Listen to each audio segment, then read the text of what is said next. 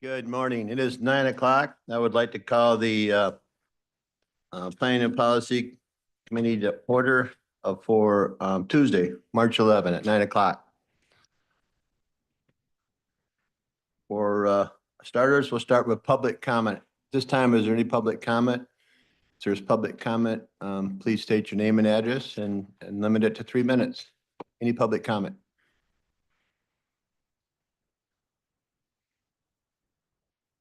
Seeing none, move on to consent resolutions. Approval of the minutes for the February 11, 2025. Oh, I'm sorry, approval of agenda. Is there a motion to approve of agenda?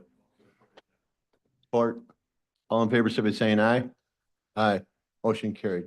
Then we move on to consent resolutions. Approval of minutes for the February 11, 2025. So moved. Motion. Support. Motion made and supported. Any questions or discussion? All in favor, say by saying aye. Aye. The same. Great. Agenda and action request. Number one is the Grand Haven Courthouse alterations, and the motion is to approve and forward to the Board of Commissioners the creation of the capital project and relocation of $100,000 for alterations in the Grand Haven Courthouse to accommodate department needs. So moved. Support. Motion made and supported. Discussion. Is somebody taking this? Go ahead, Karen, please. Good morning. Good morning. So this item, we had set aside a project when the CIP was created of $600,000. As we work through our capital improvement for renovations, and facilities has been working with the new tenants in the Grand Haven Courthouse and has a tentative plan that I think everyone has pretty much signed off in agreement with. We just want to now have a architect come in and create drawings and look at that plan and look for the feasibility and the cost estimate before we bid that out. So this project really takes some funding from that $600,000 to create that project to get it started. Very good. Any questions? Comments? Oh, go ahead, Sylvia. I'm just curious, just in general, what is the scope of the project? Do you know, like what's moving to where, just for curiosity's sake? Sure. So I think that is probably better. I don't know that I'll be able to do it to justice.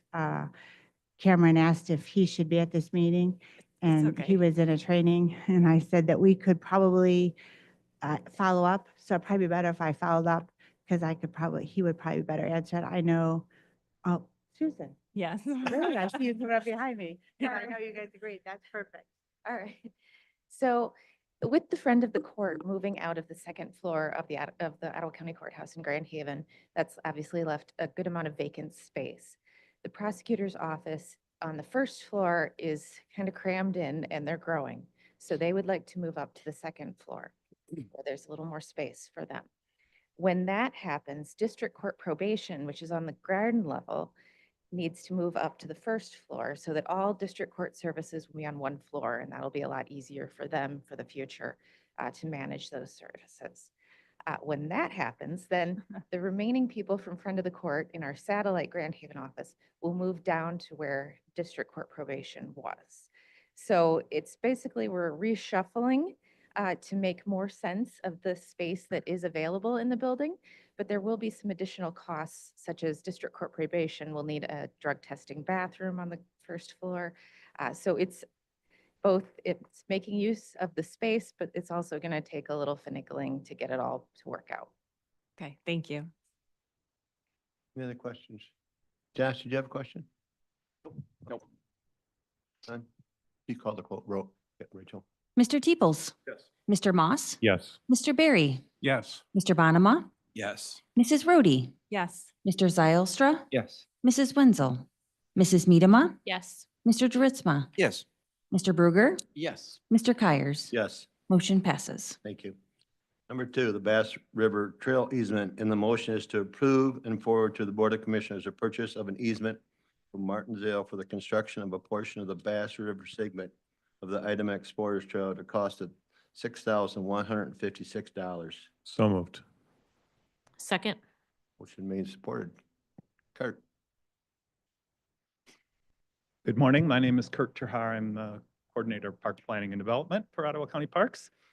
And I haven't seen you yet, but you'll probably see me fairly often because we're here. This is our committee to bring our items. So I do have, Shannon, a couple of slides just to give you some context on this. As you may know, Ottawa County Parks has been working on what we call our Grand River Greenway initiative for over 30 years, and that's an effort to secure key blocks of natural and recreational land along the Grand River Greenway. So we've been doing that for 30 years, and about the last 10 years, we've been working on a project to connect all these pieces with a paved, non-motorized trail that connects all our park parcels on the south side of the river. So this would go all the way from the Grand Haven Pierhead to the county line at Kent County.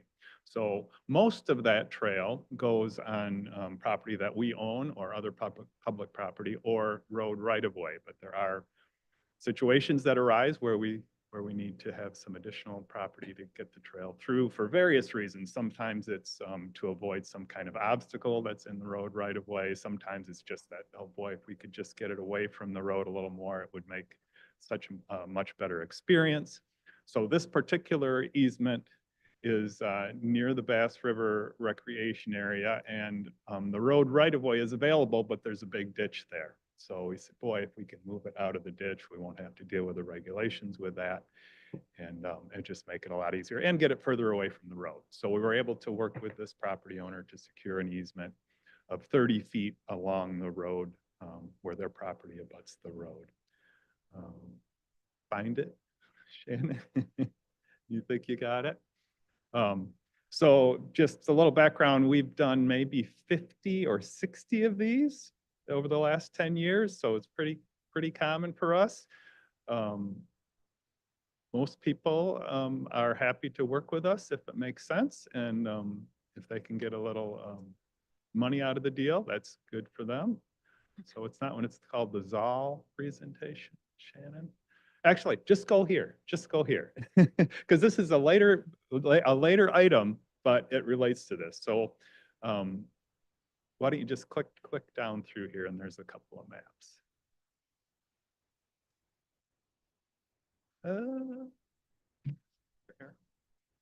Okay, all right, so here's a map of the Grand River Greenway, and it shows, it's maybe a little hard to see the properties that we own, but we own over 2,000 acres along the Grand River Greenway. With the state lands and other public lands, it's over 8,000 acres.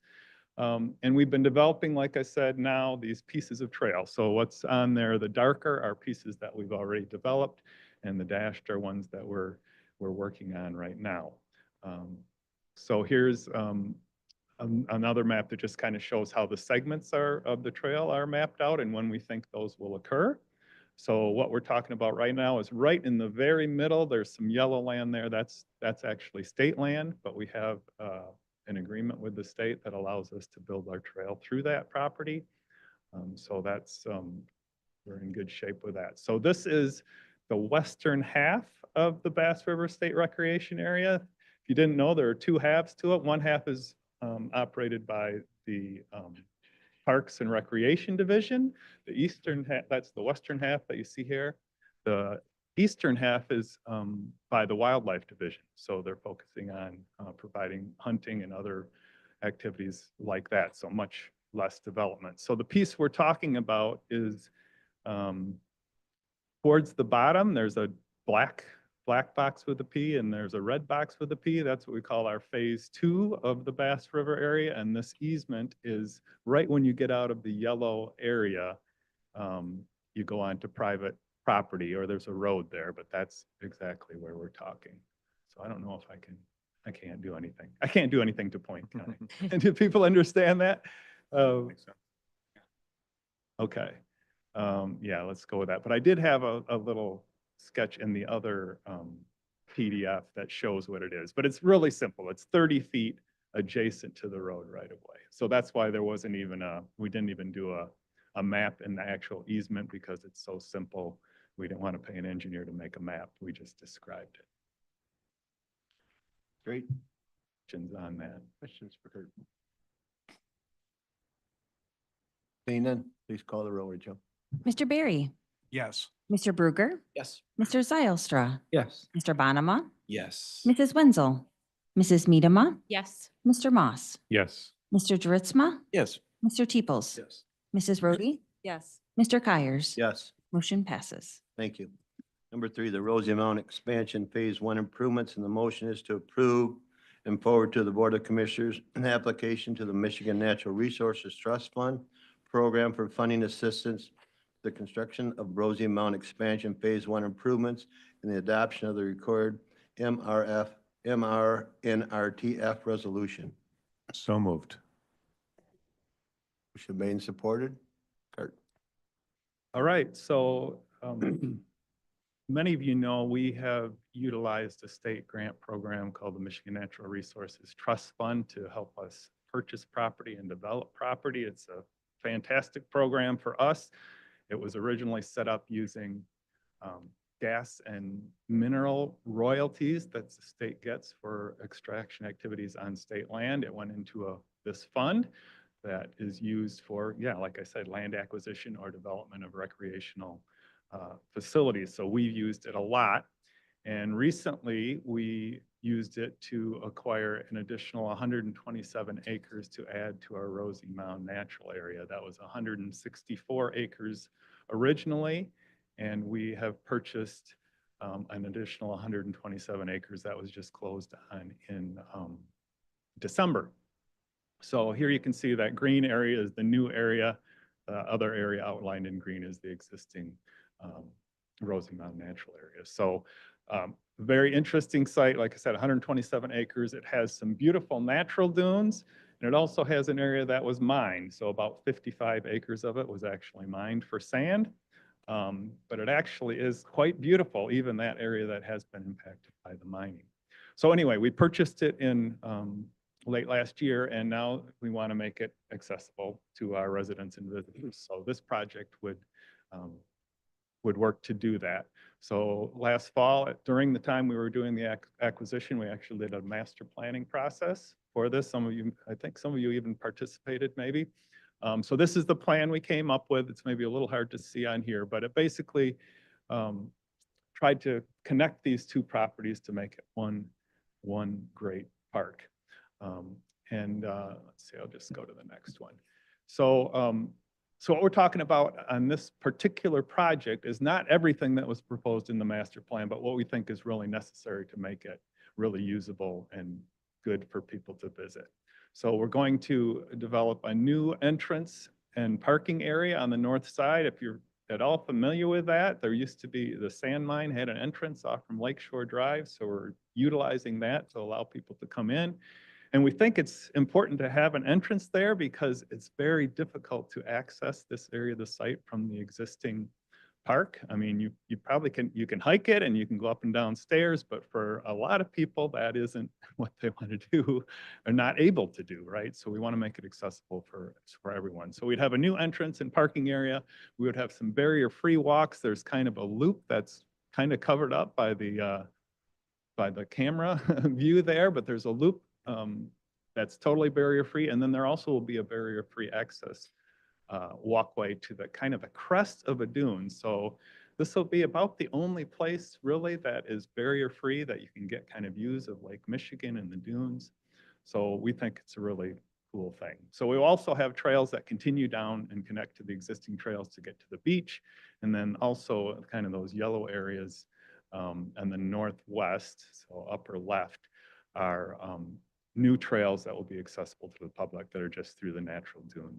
So beautiful. So it's a great project, and we want to get it done because we think there's going to be interest in people getting out here. And if we don't do things to make it usable for people, people tend to use it in ways that you don't want them to use it, right? So we always think if you have good users out there, it helps overall in managing the site.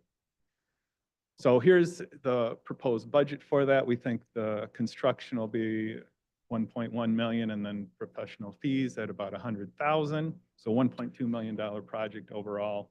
Where we think the money is going to come from is, we already have some funds in our capital improvement project. We have another small grant called the Coastal Zone Grant that will help with the planning. Our Park Foundation has already been raising funds. I think they're at 63% of their goal already. And then what we're applying for right now is this trust fund grant for 400,000. So that would equal out to the $1.2 million total budget for this project. That's great, Kurt. Questions? Oh, yeah, time. Oh, go ahead. I can Oh, talk about that time. was just a clarifying question. You were talking about barrier-free. Yep.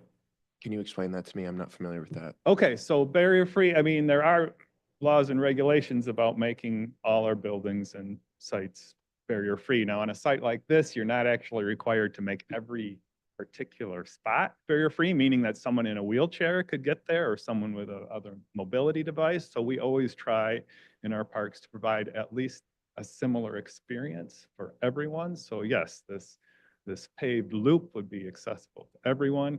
You know, I always say it's, you think wheelchairs, but it's also lots of moms with strollers, all those kinds of folks, or just people who just have a hard time getting around. I talk to people all the time. I don't go to Rosie Mound. It's too tough, right? It's too tough. Well, now they can go to Rosie Mound and walk this loop and also have a gentle path that gets up to an overlook that, you know, give an experience that everybody wants to have there. Awesome. Morning, Kurt. Thanks for being here. Mhm. Can you go back to that map? I'm just trying to understand. So you know where does that reflect the current paths that are there in that lower corner or no? The lower half of that are the existing paths. Okay. Yes. So then it looks like they're actually going to be physically joined together. So it won't just end there. You'll be able to continue on. Yes, yes, they will Okay. connect. So it'll be one, we'll have to redo all the trail maps, all of that so that you can see everything.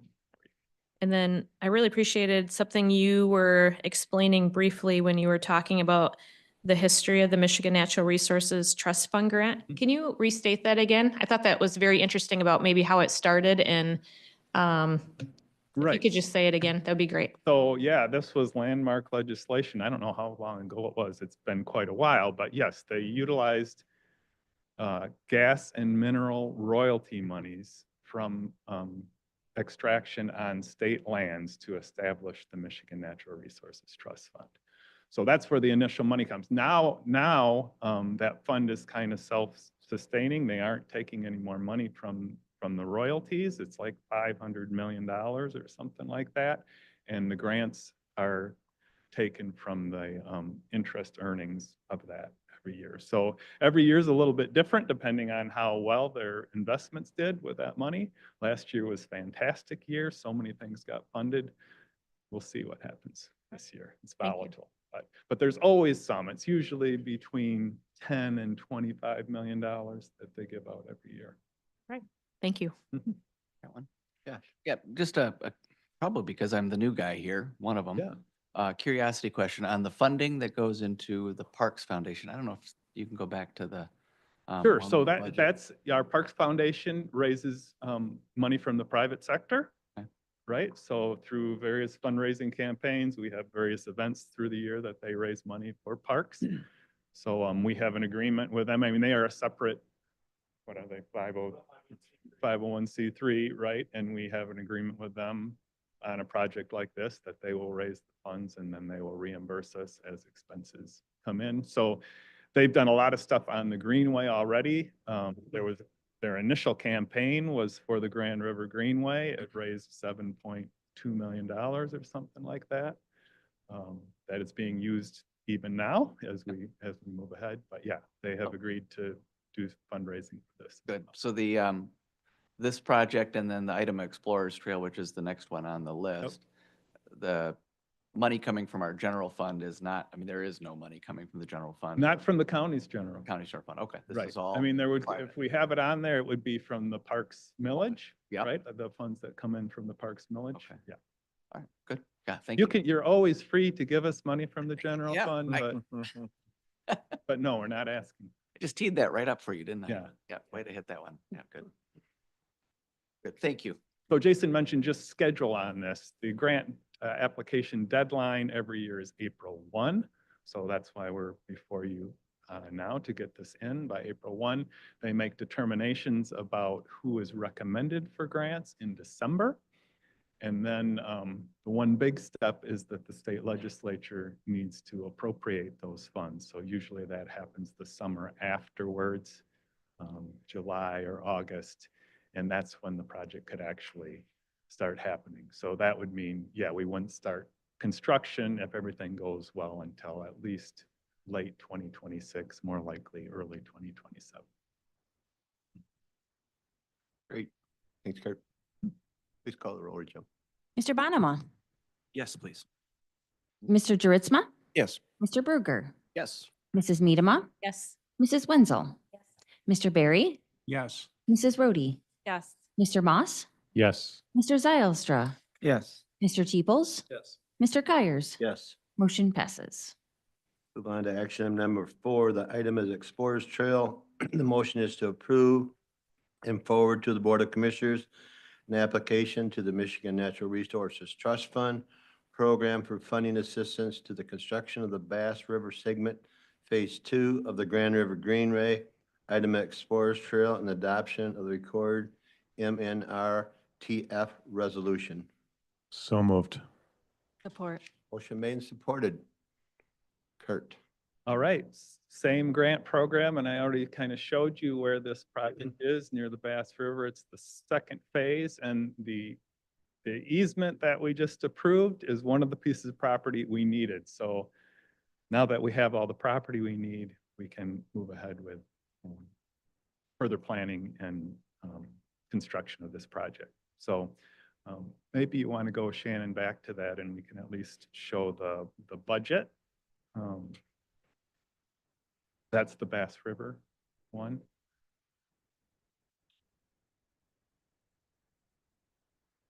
So this particular, like I said, we have an agreement with the state that allows us to build the trail through state property. There are a couple places we have to come off of state property to, because just the way the design has gone. The first phase of it is scheduled to begin construction later this summer or early fall. So we're planning for this second phase right now. And I should say, we are very careful in the way we apply for grants. We know the system pretty well, so we pre-score them to know how they're going to fit. The Rosie Mound project, we think fits their criteria extremely well. We feel very confident that grant will be approved. This one is a little less so because of some of the criteria that we don't quite meet here, such as if you're in an urbanized zone, which Rosie Mound is, that gets, because you're closer to people, you get some extra points for that. Bass River is kind of out there a little bit, so not where a lot of people are. So yeah, so the first phase, which is basically that long stretch, right, to the north and west, will start this fall, and then phase 2 is under planning right now. And again, the schedule would be the same thing. If we're successful in the grant, it could start in late 2026. This is quite a bit smaller segment than some of ours, and it's fairly expensive because it has a bridge over the Bass River and a couple of long sections of boardwalk. We try to avoid those. Why don't you just go to the next one? You're fine. Go to the next slide. Where is the cost? The cost. Oh, sorry. Yeah, that's hard to see at that scale, but we've taken it to a level here where we have all the topographic survey and we've surveyed the wetlands, so we know exactly where this trail is going to go. Oh. Just a question. Go ahead. I don't see any dollars assigned to this, or am I missing that? Well, right, that's what I was looking for. I don't see it on this. It's supposed to be in this presentation, but it's not there. So I will tell you what it is. So, Here's page 20. I believe. oh, it was in some of It's the pre-materials we gave. Yeah. Yes, but the construction cost is estimated at $1.182 million, so a little over $1 million. The Parks Foundation, Josh, you were mentioning, they are funding most of this, $782,000 of this. And then this grant would be for 400,000. Thank you. Are you, oh, lost my pen tab. Are we obligated to move forward with it without the $400,000 grant, or do No. we reset and go, all right, now we need to look for Yep. money? Yeah, I mean, the fact is, we actually have money that's probably allocated for future phases that we would come to do this if we think this is the most important. Don't phase tell the right state now. of Michigan that. Right. Yeah, there you go. All right. Doesn't really matter because they are very strict on this. If you meet the criteria, they are good. Thanks. But no, we're not obligated. Same thing with Rosie Mound. If we don't get it, we probably just reassess, scale down our project. And there, I'm sure we would do something Yeah. rather than not. Sure. Got it. Thank you. Ken? Kurt, who do you use for engineering services for projects like these?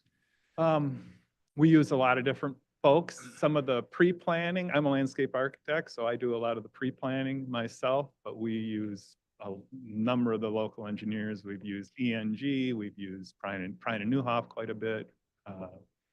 Police and Vandenbrink, Fishbeck, Thompson, Carr, and Huber.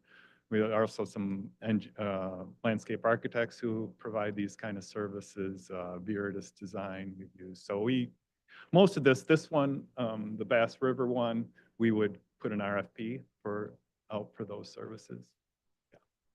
Good, thank you. Very good. Thanks, Kurt. Rachel, please call the roll. Mr. Teeples. Yes. Mr. Moss. Yes. Mrs. Medema. Yes. Mrs. Wenzel. Yes. Mr. Barry. Yes. Mr. Zylstra. Yes. Mr. Bruger. Yes. Mr. Bonema. Yes. Mrs. Brody. Yes. Mr. Juritzma. Yes. Mr. Kyers. Yes, Motion passes. thank you. Move on to action number 5, the underground utility license agreement. And the motion is to approve and forward to the Board of Commissioners the license agreement to authorize the underground utility license agreement for the West Michigan Park Association, Van Dyke Lot 0 North, Park Avenue, tax ID numbers 70-7533-273-005, or one sustainably similar. So moved. Support. Motion made and supported. Jason, Good morning. good morning. So before you, you have a license agreement for a residential property. They're actually moving a house from one lot to another that's adjacent. And the county owns the right of way. So this is simply authorizing the use of that right of way for public utilities. Happy to answer any questions. Seems pretty forward. Any questions? Very good. All in favor, say by saying aye. Same. Thank you. Move on to number 6, communications tower lease agreements. And the motion is to approve and forward to the Board of Commissioners lease agreement with T-Mobile Central LLC to install their wireless broadband equipment to the county's Johnson Street, Robinson Township Communications Tower. So moved. Motion made and supported. Paul. Good morning. Yeah, T-Mobile is a new carrier that would like to co-locate their equipment on one of our infrastructure assets. They would be the 4th carrier to go on this tower that's strategically located in Robinson Township on Johnson Street near the M231 bypass. The terms have been negotiated with our tower consultant, Telrad Mark Coyers. It's at a market rate for where their RAD center will be located on that tower, $2,400 a month with a 5-year agreement with automatic renewals with an increase thereafter. Perfect. Ready for questions? Josh. We all raced to raise our hand about the same time. $2,400 a month. Where does that number come from? Is that reasonable? Is that a Yes. market rate? I mean, what's It is market rate driven by the carriers across the region. It depends on where that tower is situated in terms of what their revenue would be in that location and number of hits with that wireless connectivity. And also on the tower, it's where their RAD center is located. So at the top of that tower, you pay more because you have a larger reach with the wireless signal. This one would be the fourth in line to come up there. So they are paying that $2,400 rate a month, which over time, we built this tower in 2009. Obviously, those rates were lower at that point. So they've steadily increased back in the beginning. 2,400 would have put you at the 199-foot location, but it's market driven. Okay. And again, our tower consultant, Telrad, is experienced in that space, and they negotiated that rate to get the best opportunity for the county. Good. Thank you. Welcome. Joe? Did T-Mobile reach out to the county? Yes, they did. Great. Yes. Ellison?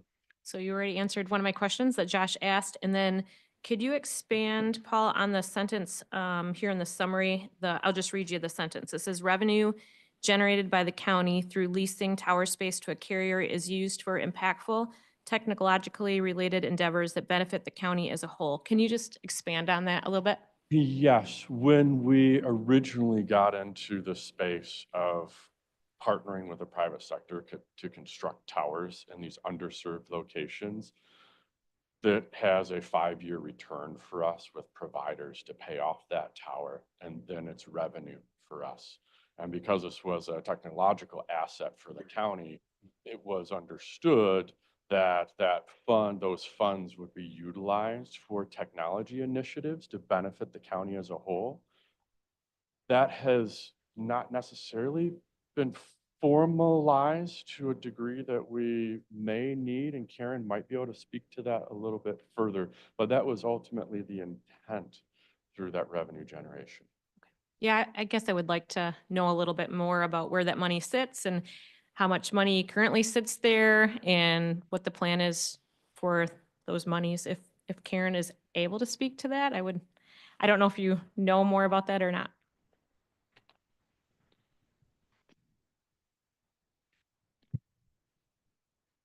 So a few years ago, when we built the towers, the capital improvement plan built the towers, the revenue went back into the capital improvement plan to repay and basically made the funding available for another project. A few years ago, Paul and a group of us got together and we created a separate fund and put it in I can't remember the fund name, but it basically rolls up into the general fund, and it was intended to be committed to like committed fund balance, similar to like board initiatives or some other funds that board had set aside. Committed fund balance, it's a technical term. It was something that had always been said to me. This is committed for technology, and at least one tower, I had a board resolution that said committed for technology. And so as I was going through that fund, trying to just sort things out, and I went to go look for the other resolutions for the other towers, and I just couldn't find them. And so I had mentioned to Paul, like, I have this one tower. Do you have the other 2 towers? And he went and looked through his records and couldn't find them. And I said, I think it's just either oversight or we just don't have them. We have not, gone through all of the files. They could still be out somewhere in our history.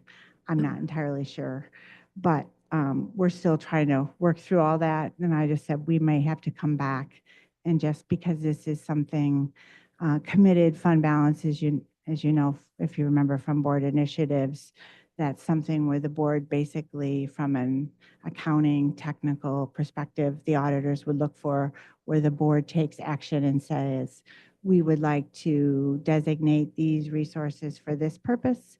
And so they're looking for that very formal resolution that says, this is what we'd like to set these funds aside for.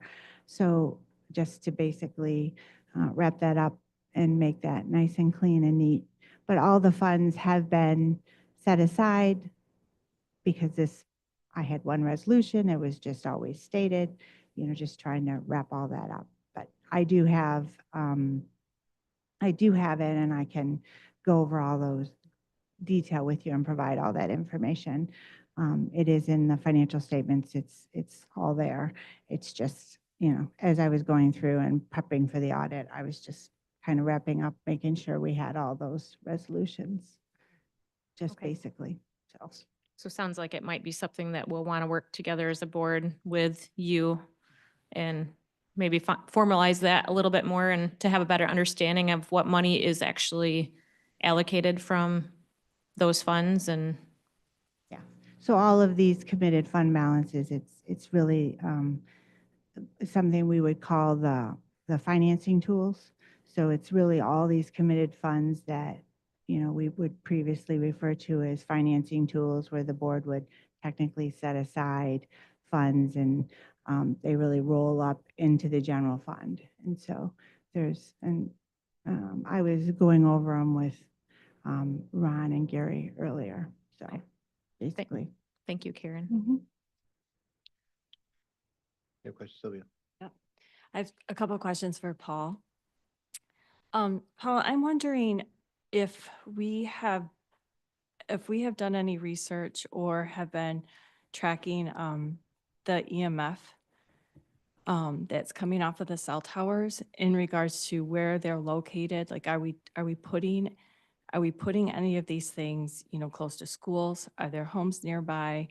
I have someone close to me whose family was seriously injured by just too much EMF coming off of a cell tower near their home. So just wondering, are we keeping an eye on that? I'm just wondering if we continue to add carriers to certain locations if those levels are getting high. I also then have concerns for, even the employees working in the building. So just curious if we're thinking about that as we're adding carriers. I have not been involved in assessing the EMF. Okay, is that something that we could look into? I just don't want us to, participate in, doing too much so that we're bringing in harmful levels for anybody. I'm more than willing to communicate with Telrad, Mark Coyers, and see what information we can obtain. Okay, that would be great. And then also, is this particular location near a school? I'm not sure I'm picturing it correctly in my head. It is not. It's Okay. Johnson Street. It's in the park's open space property. So Okay. It's very rural. Okay, And yeah, part of the strategic placement of our towers is where the private sector's not going. And it's Yeah. typically less populated areas. okay, all right, thank you. Welcome. Thank you. Any other questions or comments for Paul? Thanks, Paul. Please call the roll, Rachel. Mr. Bruegger, Yes. Mr. Zylstra, Yes. Mr. Teeples. Yes. Mr. Barry, Yes. Mr. Moss, Yes. Mr. Drutzma, Yes. Mrs. Brody, Yes. Mrs. Medema, Yes. Mr. Bonema, Yes. Mrs. Wenzel, Mr. Kyers. Yes, Motion passes. thank you. Number 7, letter of intent to partner with 123 Net. The motion is to approve and forward to the Board of Commissioners the letter of intent with 123 Net to pursue BEAD, a grant funding to help expand reliable open access broadband infrastructure to areas of need. So moved. Second? Motion made, supported. Paul. Thank you. I think as each of you are aware, the county has been involved in working to address gaps in connectivity across the county for many years. The project that we just talked about with fixed wireless is one component of that overall strategy. The next larger component of the strategy for connectivity is to work towards truly future-proofing our county with necessary broadband infrastructure. And I think each of you have communicated and have had conversations with some constituents, more than likely, talking about their need for reliable, high-speed internet. It is one of the most talked about challenges that our residents are facing. We were fortunate last year to be awarded grant funding through the Robin program, where we are in the process of installing 250 miles of new fiber in-ground infrastructure across the county in areas of need. We have representatives here from 123Net that can talk and share some details and updates on where that Robin grant is at currently. What we have before us today is that round two. We were anticipating this grant funding becoming available when we were pursuing Robin, because Robin was a smaller bucket of money. And through years, and we have worked local, regional, state, in Washington, DC, to better understand where these households are across the county that are underserved. And this has been an undertaking, not only at the state level, but nationally with the FCC, and really defining where gaps in infrastructure are. This BEAD program is now released, and it's offering us an opportunity to apply for funding to extend this fiber to the additional areas of need across the county. BEAD has identified as a point-in-time study for us, about 3,000 households across the county are still underserved. The map that you have in that letter of intent shows what the proposed fiber network would be to reach every single one of those currently underserved households across the county. It's important to note that those BEAD eligible locations, that was a point in time eligibility. And I want to call that out because, say for instance, if you look at that map, you will see some extensions that go into City of Holland. Well, we know the Holland BPW has a municipal-wide fiber project. But at that time that BEAD eligibility sites came up, those locations hadn't been served yet. Right? So at this point in time, either they're scheduled to be served or they will, or they're already served. So 123Net is not overbuilding. And as part of that real time, when we're dealing with these locations of underserved, we're dealing with some real time changes. And that's part of the reason why the strategy for 123Net as we pursue BEAD funding is they intend, and they can speak more to this with the technical details, but their intent is to look at Ottawa County through BEAD with multiple applications that are more geographically focused to hone in on those spots to ultimately help dial in and maximize what our contribution would be and what 123's contribution would be to ultimately get fiber to every location possible. We know that fiber everywhere, that's a challenge. Sometimes it's not cost effective to do that. That's why we're involved in fixed wireless expansion as well. We know that the approach to connectivity across the county has to involve multiple technologies. There will be locations where even fixed wireless could be a challenge. And so we think of satellite. Satellite is an option as well for people, but on the tiered prioritization, even from the BEAD program, satellite is down, the fiber is optimal. That's future-proof technology. Satellite's down the line, but it still plays a space ultimately on how we do connectivity. Let me mention Robin program again. You recall when we pursued Robin, we had a larger swath that we wanted to go after. And once that grant went through the review process, looking at eligible sites, Robin was reduced. We still got 250 miles in. We're going to pass 6,000 households. So we're looking at BEAD the same way. This letter of intent ultimately says, hey, let's partner with 123Net. Let's utilize our remaining funds in the board initiatives that have been discussed for use for broadband. And let's pursue BEAD and get some applications in and see what those awards look like. And then ultimately, that is when we work through the grant, the contract details and the scope of services and dial in all the refinements. This letter of intent basically moves us forward to attempt to get that coverage to go across the county. We've worked closely with not only 123, but with council to develop this letter of intent. Questions? Doug? Thanks for the information about the city of Holland. I appreciated that. So if we're not pursuing those connections, does that mean we reduce grant funding, or do we look for other opportunities in the county? It will, if those locations are ultimately removed because they're already served, then it would be, it goes together. It would be a reduced grant amount. Oh, okay, we wouldn't look for additional locations then. We wouldn't. That map itself shows every possible connection to every currently underserved household.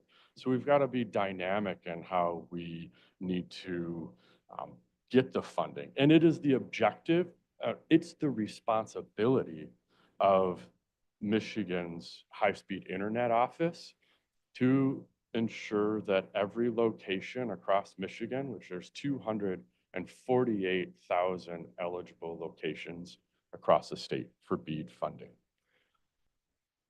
The state office will get applications to try and connect every one of those. And it is that balance of reviewing on what makes the most sense. How do they stretch these dollars to connect people in the right way? And then ultimately, we might get to a point where through discussions with state and other providers where, again, fiber doesn't make sense. How do we then, as Ottawa County, we're positioned really well as we're already working with some tower infrastructure partners, see, okay, is that an opportunity? Then I want to have discussions on satellite as well, right? That will be an option for people. I know currently people with satellite, they will call us and say, I got satellite because it's the only option I have right now, but I need something more reliable. Satellite's inherently unreliable. It's affected by weather. But So my understanding is that the Robin defined underserved in a certain way, and then BEAD's defining it in a different way then? That's why we're getting more coverage, or? no, they're ultimately defined the same way. Okay. Robin was a smaller pot of money. Okay, so it's just smaller money. It's not like there are levels of underserved. True, not to overcomplicate things, Right. Commissioner Zylstra, but it was a smaller pot of money, but Okay. also a couple years ago at that time, the FCC's maps of underserved locations were not as refined as they are today. And so not only does BEAD open up a bigger trough of funds to apply for, the maps are even better so those Okay. locations materialize for us. And they align with some of our independent work that we've pursued as a county independently, surveying and collecting information on eligible households. So it's starting to align much better where we're in a much better position than we were years ago to get to a point of future-proofing the county. Is there then a definition of underserved, like? Yes, the definition of broadband now is 100 megabytes download speed and 20 upload.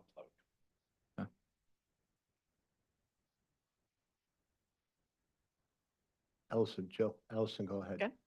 Yeah. Okay. Morning, Paul. Good morning. Great to hear some updates. I have a few questions. First, can you share what is your current optimism level of this, if this goes through today with the board? And then what do you think about our chances of getting this grant? Any ideas? I'm a pragmatist, an optimist.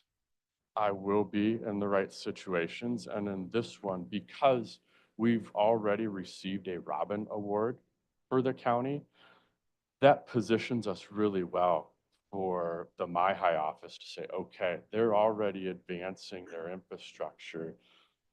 MyHigh's goal, as I mentioned, is to make sure every underserved location gets a reliable broadband defined connection. So for us to be in a position to come with a round two to maximize and extend our existing program, I think it places us really well in that competitive space for an award. Okay. And then if you had an overlay and you could put it over this map that showed the blue and the pink, how many do you feel, with your definition of underserved, would still be not representative on this map? Also a good question. A small percentage. So like when I look up in Chester Township, we know there are underserved locations and agricultural operations up in that area of the county. When the Robin maps were finalized on eligibility, they wiped those out. That was unfortunate, and that's why we kept our foot on the pedal to say we need better maps because we have underserved areas up there. I was very pleased to see the BEAD eligibility sites get released a couple months ago, and it started to populate and highlight areas like Chester. So it's gotten much better. I wouldn't say it is 100% accurate. And that's where our multi-pronged technological approach, I think, will have some real value for our residents as we navigate this space of infrastructure. Any guesses on percentage that still would be underserved? Putting me on the spot. I know. Uh, I'm just curious. Yes. Ooh. You know, some of our original numbers that from several years ago when we were surveying was about 12,500, if I'm recalling correctly, underserved locations across Ottawa County. So we're looking at, about 6,000 passings for Robin, close to maybe if we do everything, another 6,000 for BEAD, if we maximize, right? So it leaves maybe a few hundred of that total that we would have to work to address in the right way and look at other alternatives for connectivity. Okay, thank you. And then I am wondering if you can expand, and maybe we'll need to have the gentlemen who are here expand a little bit. Where are we currently at with the work that we already received through the Robin Grant? I would love to know where we stand on that, as well as, are you able to talk at all about where we're at with searching for tower placement? Yes. Tower placement, I'll start there. Still working with Tilson Infrastructure.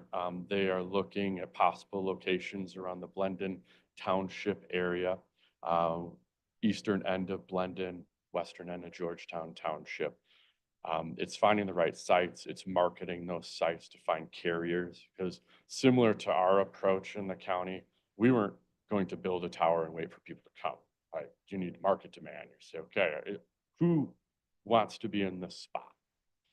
Then you get the carriers to agree, and then you construct. And doing some RF analyses, radio frequency analyses across the county, we're starting to see where those remaining gaps are.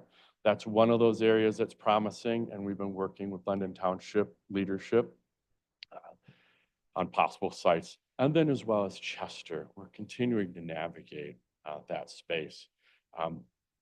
It's a slow, methodical process to find sites that are reasonable and think about the business model and get carriers. So that's still being activated.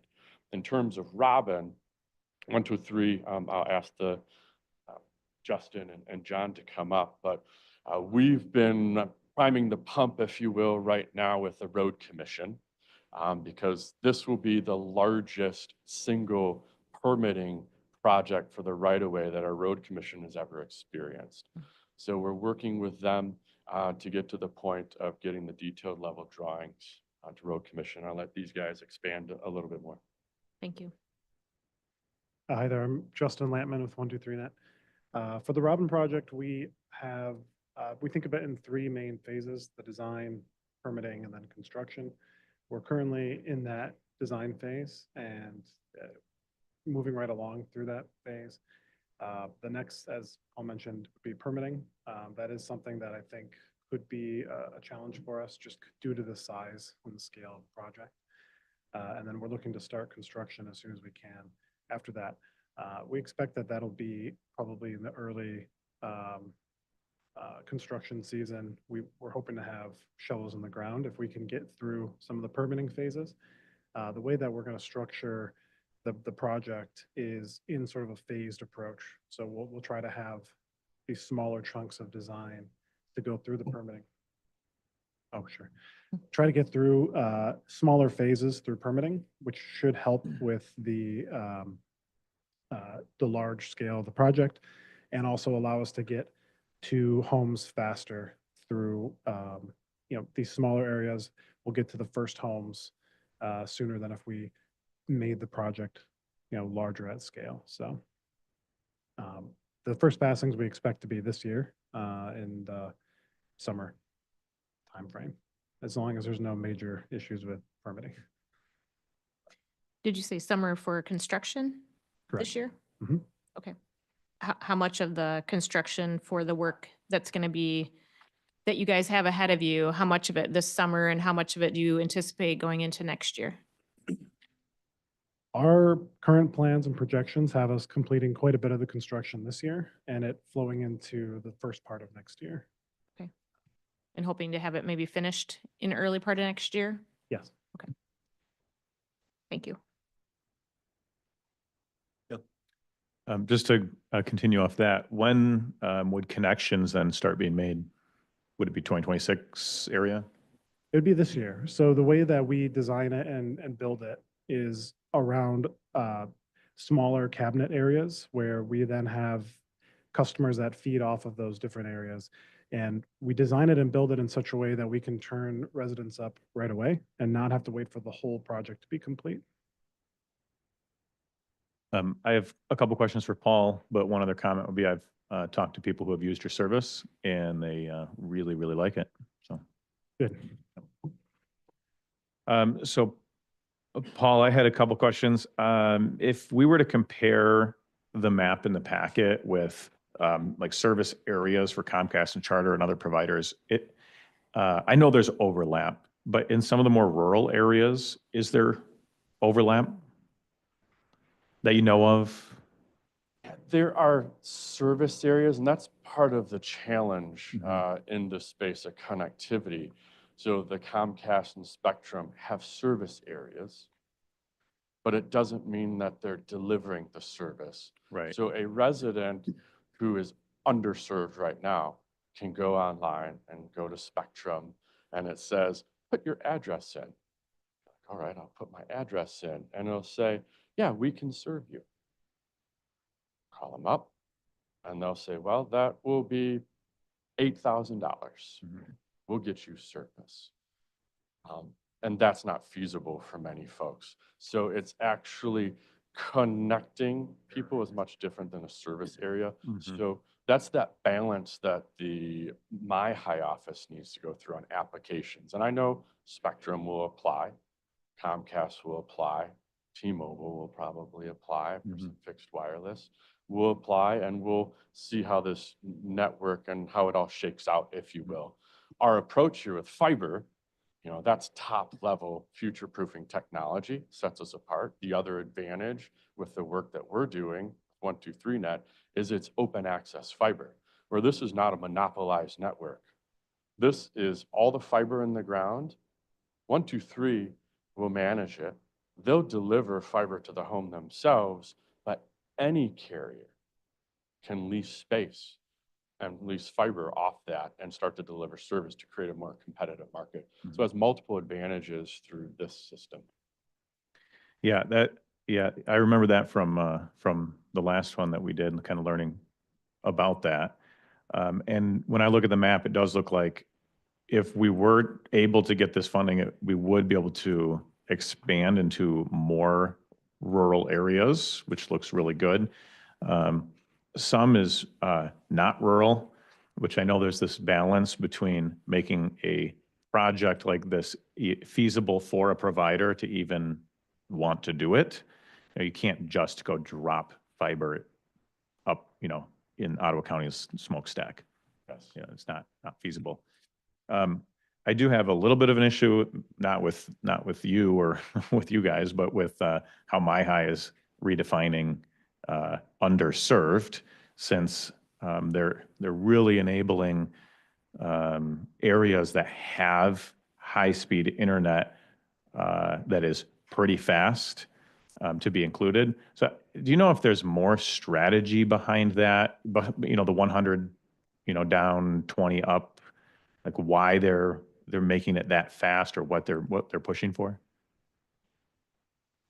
I can venture to answer. but That's what I won't was say it's thinking, yeah. Definitive, but for years, broadband, the definition of broadband in the early stages of its materialization in our world was 25 megabytes per second download and 3 megabytes per second upload. That was fast, right? When we just started to connect. But you look at the advancement of technology and all the data that is happening. When the early maps of connectivity were being showcased by the FCC, they say, hey, if you look at a map of Ottawa County, for example, we were 100% covered with broadband under the 25.3 definition. Yet we're getting emails and phone calls every day from residents saying, I can't do anything. There's so much data that's going through the systems now and how we're using technology changed. So through a lot of lobbying and advocacy at the federal level, the definition of broadband has changed to keep up with the speed of technology. And that's why we're at 120. But now it's changing again.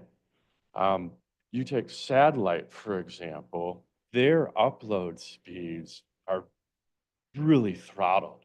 They're very challenged. So your data speeds back and forth, you'll be slow, even though you might have a nice, download speed. Your upload is not going to be so good. And then satellite, they got to bounce around all these different systems to try and find enough throughput. With the fiber that's going in, that being proposed for Ottawa and going in through Robin, it's symmetrical. It's 100 download and 100 upload. Huge advantages, again, for future proofing where we need to go and considering how technology is changing so fast. BEAD was passed in 2021. Is that approximate? Maybe. Something Yes, 2020, somewhere like in a that? few years. Do we know why it's taken so long? I was curious about that. I started looking, but I couldn't. For BEAD? Yeah. Navigating, that one is administered. So the state of Michigan is a sub-grantee. Yeah, from the feds. From the feds. Yeah. And it's the National Telecommunications Association, NTIA, that is managing BEAD. There's been a lot going on. There's a lot of discussion going on today. That was my next question. Yes. So it's just been, you take something as complex as trying to advance the nation's infrastructure, nothing goes quickly in that space. And so now when I've been communicating with the chief connectivity officer in Michigan, asking about BEAD. So there's so much happening right now in DC. How is that affecting what's going on with Michigan? So Michigan was one of the very first states to get their BEAD strategy approved by the NTIA. The MyHigh office, I thought, worked really well. I think we were fortunate that they had such a good strategy to help identify the underserved locations. So their BEAD strategy was approved last year. That then allowed MyHigh to open up the grant portal. Michigan is still saying, at this point, we have an approved BEAD strategy. Our grant portal is open. We will still accept applications for BEAD funding through April 9. They'll do their due diligence, which will take a while, right? Because of the complexity of what we're dealing with. Then ultimately, those BEAD applications move to NTIA. So I'm not sure. I think we're all wondering what will happen at that level. Yeah, there's been talk of pushing that deadline back. Yeah. And no updates on that yet? I've not heard. Just said it will probably. I remember at our NACO conference that we just got back from, some speakers mentioning that a lot of these grants, a lot of these grants are taking 5 years to hit the ground where they're intended to hit. So the wheels of government move slow, but they do move, and they're trying to figure out ways to speed that up. Yeah, and I think from my experience, Commissioner Bonema, we should be at a point of lessons learned. Like part of our connectivity issues with our residents in Ottawa County is past grant programs, whether it's Connect America funds or RDOF funds that have been distributed to the private sector. They did not have any accountability mechanisms tied to those. You get these large carriers that get a Connect America grant for Talmadge Township, Polkton Township. They have 7+ years to put it in. Mhm. And then there's no guarantee that they'll deliver it. They'll be like, yeah, we connected someone and we have connections in our service area. They might have made 1 or 2 connections and they call it good. Yep. So with BEAD, we've got to dial in accountability. It's going to take some conversation, right? But it's unfortunately slow, but I hope that ultimately when it gets approved, and it should for the betterment of our country as a whole, that we're expeditious on getting the service connected. to the people. Are you connected to our Department of Intergovernmental Affairs contact at all? He mentioned that he would really make himself available to counties upon request to help speed some of these situations up. This new administration genuinely sees us as the front lines to help address these types of things. So maybe we can help you out by connecting you. I would fully welcome that. Thank you, Commissioner. Just one more follow-up, Paul. You've done a very good job of communicating throughout our county, as is evident even just by some of the letters that you have coming in. I'm wondering if you can share with the board ways that you are keeping our local municipalities kind of aware of the timeline, and are you communicating with like townships and the cities about kind of what's happening, and just so that we're aware of what is that communication looking like? Our website is one of the main information tools that we have to share.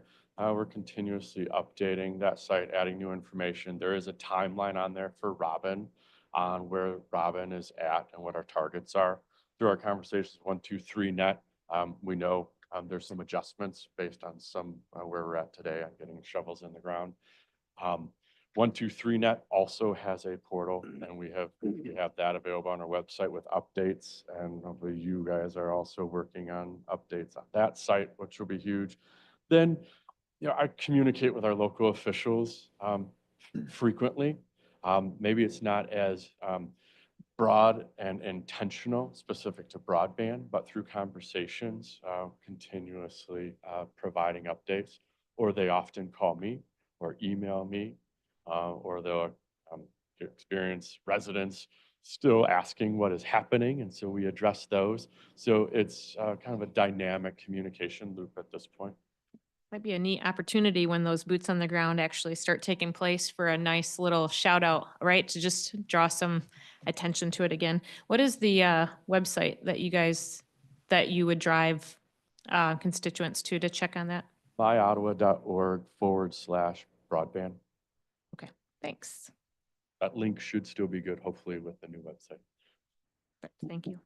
One last question that I had, with the 3.5 million, if this goes through, which I believe was ARPA dollars originally, is there any, if that is finalized, are there any additional monies left over that were originally committed? Do you know offhand? For broadband? Yeah, for broadband. This would be to the penny. Okay. Well, Yeah.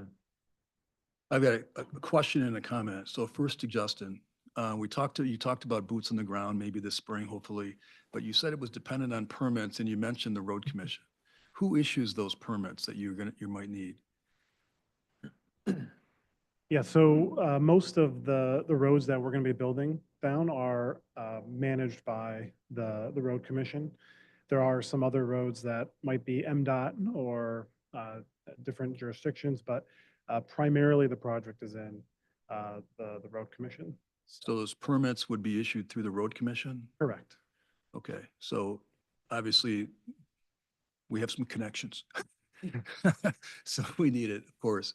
So thank you for that. Paul, I want to say to you that this is really commendable. You mentioned, you even used the words that were, the county is set apart. And my experience in talking to other counties on broadband issues, that's exactly right. The fact that you're looking at this strategically, all the work that's been done on this over time, and to be this close, even though we're so far away for certain members of the community like Chester, it's just a really commendable what you're doing. And I wanted to applaud you and your team for that very much.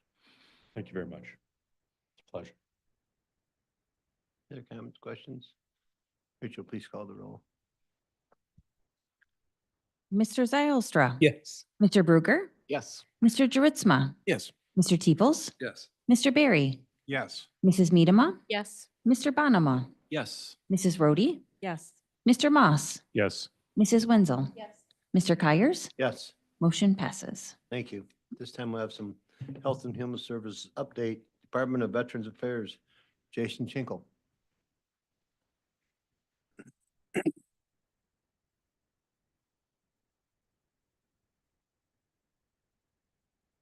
Good morning. I'm going to be super brief. Good morning, based Jason. on Thank your, you.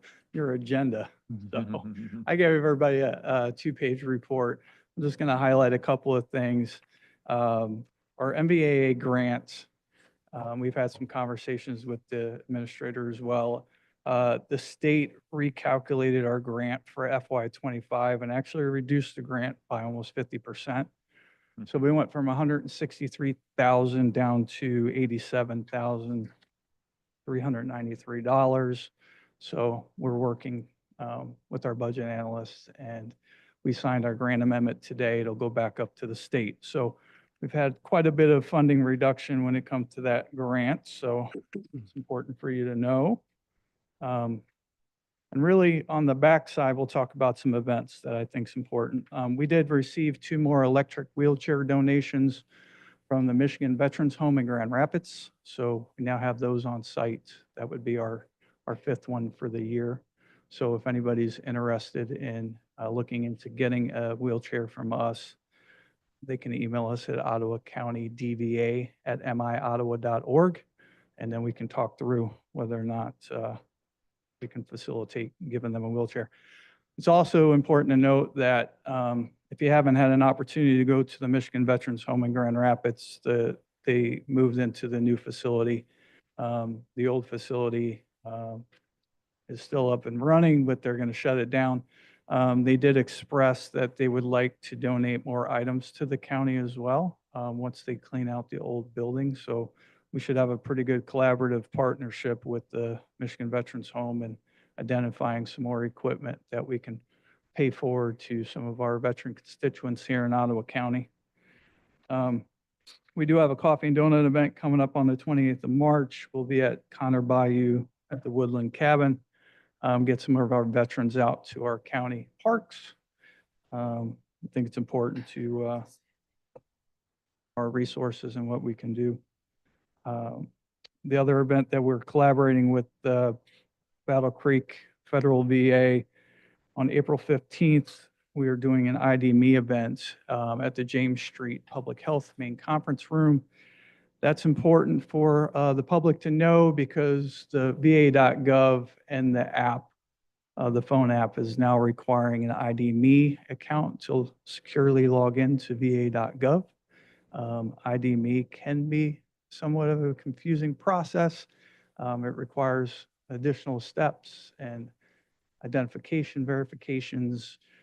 So we're going to open up the doors for about 4 hours on April 15th to assist folks with getting registered through ID.me so they can get to their va.gov accounts, which is pretty important. So we do have our Ottawa County Funeral Home Training Seminar on April 30th.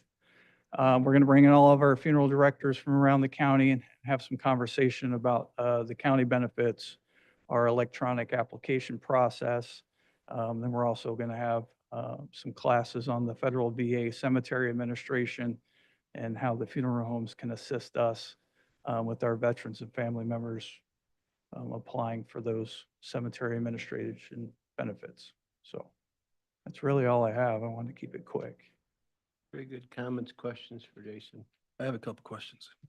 Yeah. Good morning, Jason. Yes, sir. So the MVAA grant that you Mhm. just referred to being cut 50% or so, you said that you're putting together a grant amendment. What would that be about? So the grant amendment is just showing the state grant, how I'm reducing each of my initiatives to meet that new budget line. Meet the new budget line. Yeah, so, and I actually have the numbers. So initially, we started, we have our transportation initiative, which pays for our medical transportation through Hope Network. Originally it was 40,000, we reduced it to 35. Our peacetime emergent funding was at 17,000, we reduced to 3. Our administrative stayed the same. Our marketing and advertisement went from 36,725 to $1,000. That would have been the biggest cut. Community outreach went from 12,500 to 7,700. Accreditation went from 9,627 to 1,400. So our accreditation is all of our accreditation conferences. So we're a member of the Michigan Association of County Veteran Services. We have an annual conference. And then we're a member of our national association, which typically is an on-site. I believe they're in Louisville this year. That's where we would attend to get our 18 continuing education hours to maintain our federal accreditations. But we do have the ability to attend virtually, so we're just not gonna make that trip this year. Office supplies, we went from 500 to 250.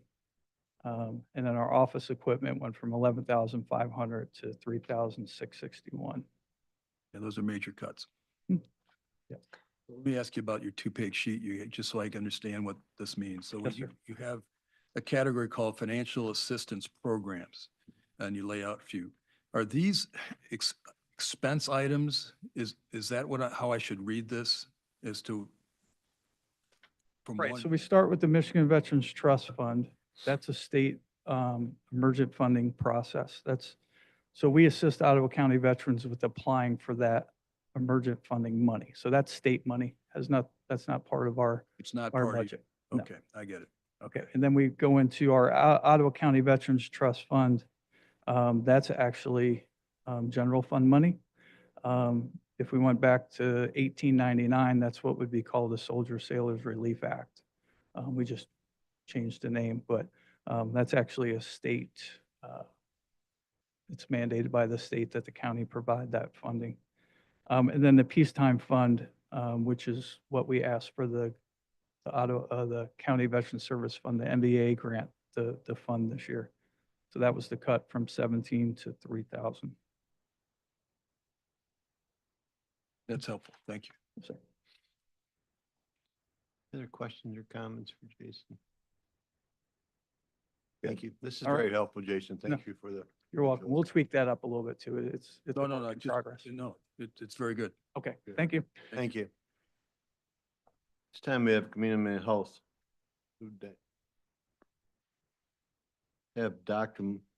Bouchard's on here, but you are not Dr. Bouchard. No, you're not. No, you're not. I'm Anna Bednarik. I'm the Chief Operating Officer at CMH. So Dr. Bashir's asked me to come today and share a handout. Board. He is testifying this morning at the Michigan House of Representatives at their Medicaid and Behavioral Health Finance Subcommittee. So I believe he's testifying at about 10:30, which is now-ish. And he's going to be talking to them about the Medicaid budget and how that's impacting community mental health. The document that I handed out to you is a highlight of the millage savings RFP request for proposals that was sent out earlier this year. Dr. Bashir's reviewed the applicants. There were 26 applicants who responded to that request for proposals. Here are the 9 proposals that were selected. So you can see the different local organizations that are going to receive one-time millage funding. And then on the back, you can see the justification elements that Dr. Brashears used as he was reviewing those applications. One of the things that, as you're looking at the chart that he created, is you'll see there are ones that he's referring to as CCBHC DCO, CCBHC candidate. So CCBHC stands for Certified Community Behavioral Health Clinic. We receive designated funding from SAMHSA for that. We also receive an enhanced rate through the Michigan Department of Health and Human Services to help fund us for our designation as a CCBHC site here in Michigan. So the DCO stands for Designated Collaborating Organization. I could have brought you probably 6 pages of acronyms, but I'm limiting it to just a few today. So that Designated Collaborating Organization is somebody who operates through that CCBHC to provide one of the 9 core services that we're required to provide for that funding. So Dr. Brashears' vision is that those that are receiving this one-time funding through millage will then be able to move into receiving funding as a designated collaborating organization, which will allow us to then draw more funds for that enhanced payment from the state. So hopefully it will assist with some of the other budgetary issues that we've been facing. I'm very brief. So do you have any questions about this document? I do. Yes, Jacob. Curious, do any of these organizations have counselors with special training for veterans? Because veterans sometimes have special needs and require special training. That is an excellent question. I do not believe, I can't directly answer that. Mosaic might, they have a very large panel that they're working with, and Beacon of Hope might as well. We also have staff who are trained to work with veterans through our organization too. If there's organizations here in Ottawa County that have people on staff, are you taking, requests to be part of this list? Is that something that they could potentially become part of your network to serve our veteran community? Yeah. Yeah. If they were interested, if we released another RFP proposal, they could respond to that RFP. And then with our CCBHC funding, we also look to collaborate with the Department of Veterans Affairs here in Ottawa County. We also have, through our Lakeshore Regional entity, a veteran navigator who's assigned to cover the entire region for us, but also Ottawa County is included in that. Thank you. Yep. Any more questions or comments? I have a little more. So beyond the handout, I'm going to bring friends up. I with was not me. trying to run you off. I was just about this. It was all about this, okay? Yeah, All right. you're getting me very last minute. So I just I found out yesterday that Dr. Brashears needed me to fill in for him today. Huh. So we also have our Senior Reach program here with us today. So Michelle Vanderskell, who, you're right here now, is our director for MI Adult Services, Mentally Ill Adult Services. And then over here we have Chris, Tracy, and Leah, who are our Senior Reach team. So they're going to tell you a little bit more about the awesome work that Senior Reach is doing. Perfect. Thank you.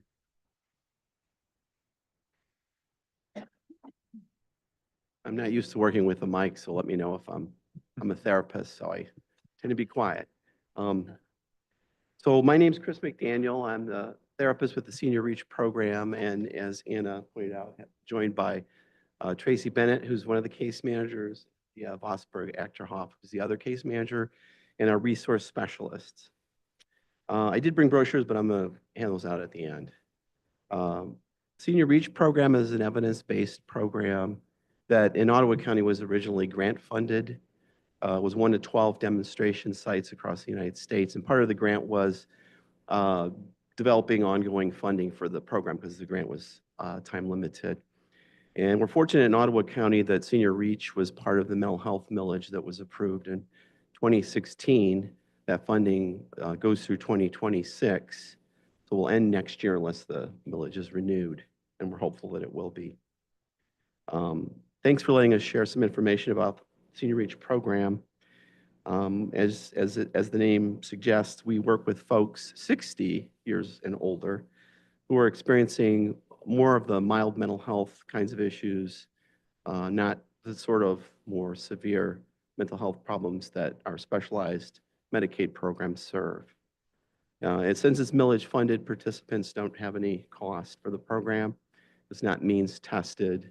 So we have folks that are quite short on resources and experiencing lots of issues around housing and financial stability. And we have folks that have means and can access other kinds of resources because of that. Many of the folks we see, of course, experience social isolation, mobility issues, transportation issues, grief and loss sorts of issues, sort of stage of life concerns. So they're losing friends, they're becoming more isolated, they're losing physical function. And Tracy and Leah are very good at connecting people to resources, really developing resources in the community. Sorry, I'm just getting over a cold. People may have access to healthcare issues as well, housing issues, as I mentioned, can be a big factor for folks. And sometimes they're in the process of having to look at or consider other kinds of living arrangements. We work with a range of community partners. We get referrals from primary care physician offices. We work with the senior programs in the county like Evergreen Commons and 4 Points. Agencies like Senior Resources, Alzheimer's Association, Department of Health and Human Services, and others. Goals for the program for us are to identify at-risk older adults, again, with a wide range of psychosocial issues. And as I mentioned, we work with, link, and develop individuals to community resources. We support individuals and their families, if they have a family that's involved, to manage issues around aging. I provide short-term therapy. I do the assessments and write the plans for the program. And then Tracy and Leah do the case management component. And then we also work to promote greater community involvement and inclusion for folks to the extent that they can participate, again, because of health issues and mobility issues. Just kind of a mini trend that we're seeing. I know you just had the VA representative up here, and so we've been encountering more Vietnam era vets who are beginning to experience significant issues around aging, loss of function, and so on. And so we've been working a bit more with the VA and connecting people. We have a program participant now who their furnace is out, so the VA is actually going to hopefully replace the furnace for them. So they can do some really practical things in addition to health services, other kinds of counseling services.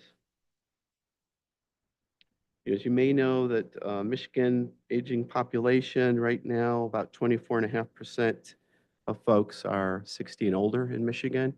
That's expected to peak by the year 2034 to about 3 million residents that are 60 and older. We anticipate demand should be increasing for this program service over time. Just some utilization statistics for you. In 2022, we served 100 individuals.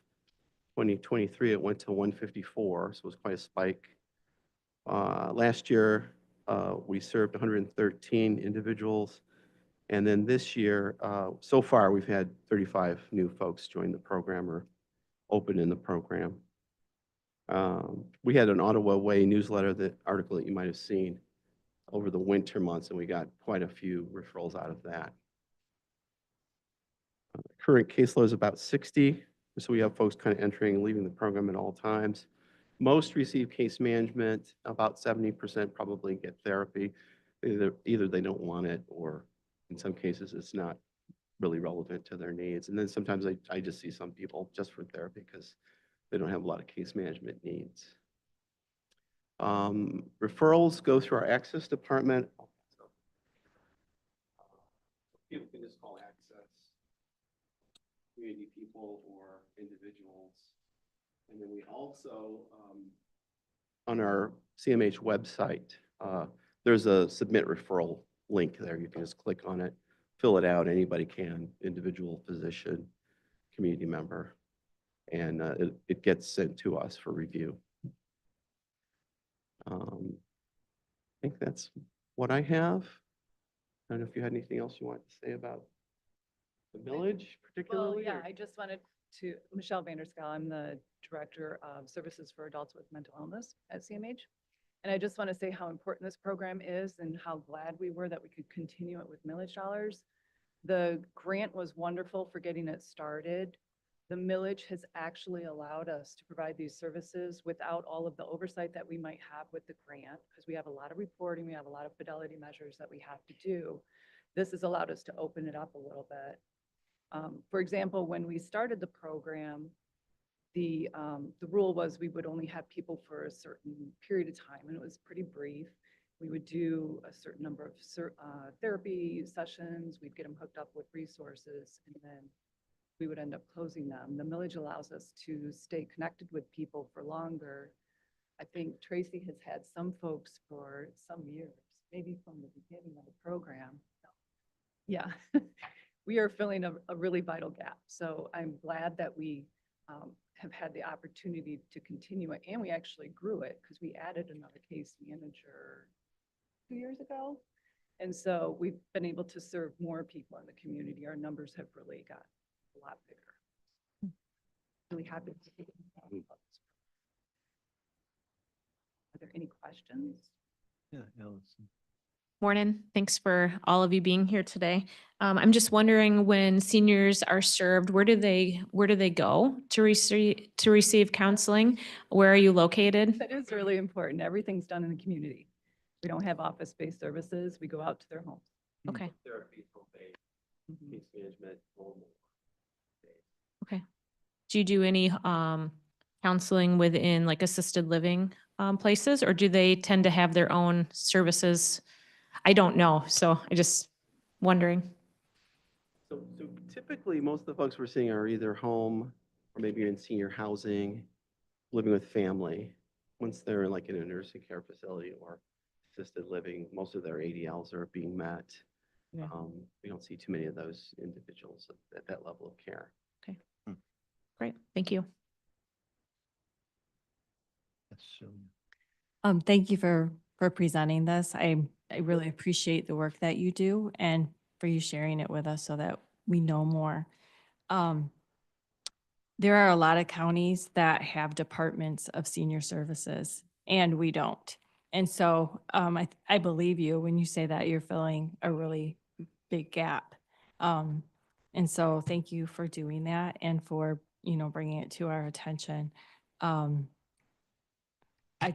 I'm really pleased to hear too that you're serving people for such a long period of time, because I don't think that those needs go away. So I can see where having this rest under a millage does give you more freedom to do what you need to do. So again, thank you for that information. Yeah. One question, what's the eligibility? How does someone, what's the criteria to get involved? Well, there's an age criterion, 60 and older. If they go through Access, they get screened to see if they have a more significant mental health need than what we can provide in our program. But they have to be a resident of Ottawa County, it's millage funding, and just experiencing some sort of experiencing some sort of life issue. It could be, and again, family can refer, it could be beginning stages of like cognitive issues, all the psychosocial kinds of concerns people have in general, and then particularly with aging. And So you mentioned mobility, isn't it potentially, you talked about socialization concerns. We all see this in the old, as the population gets older, we're taking care of parents, right? So is there a financial threshold that or can be anybody that can come in and live in Ottawa County that has a socialization issue or mobility issue can come to your services? Is it that broad? generally, in just some kind of concern about a mental health concern. It could be adjustment, depression, and those things kind of go hand in hand with that situation. Sure. Okay, thanks. I have one more. Do you ever have an opportunity to work with some of our local municipalities and join? Some of them have, not full-time by any means, but they have some care for seniors, and some of them come in and they have social rec programs. They have opportunities for sometimes speakers to come in. Do you ever get invited to participate, to make yourself known because I know in my particular district, we have a couple of the townships do some different services on behalf of seniors. So I just wondered if that's something that you've been able to utilize, and if not, if it's something that you would be interested in potentially having an introduction made. We've done that in the past. I've only been with the program since October. We haven't done it since I've been there, but we work closely, as I mentioned, with Evergreen Commons, and they have speakers. They have a pretty active program, 4 Points as well. I forgot to mention, we have an advisory board that meets quarterly with our staff, and that's PACE, Life Circles PACE, Senior Resources, DHS, APS side, because we do have to do reporting from time to time. Who am I forgetting? Evergreen? Yeah, Suzanne Visser with Evergreen. So yeah, our plan would be to go out and do presentations, certainly at Evergreen and 4 Points and possibly other places as well. I'd be happy to potentially make a, just a connection for you if you haven't already in a couple of the municipalities that I work with, that they might have interest if they're not already aware, because they're already working with the generation that you are. And so if they're not aware of your services, that might be something they might like to know more about. Yeah, that would be great. Well, thank you, and thank you for your services with the seniors. So. And tell Michael, thank you to him for testifying today and Lansing. Yeah, I will let him know. Hopefully he's successful. Yes. That's the plan. Very good. Move on to committee reports. This time we'll have the strategic impact Director Paul Sachs. You are up, Paul.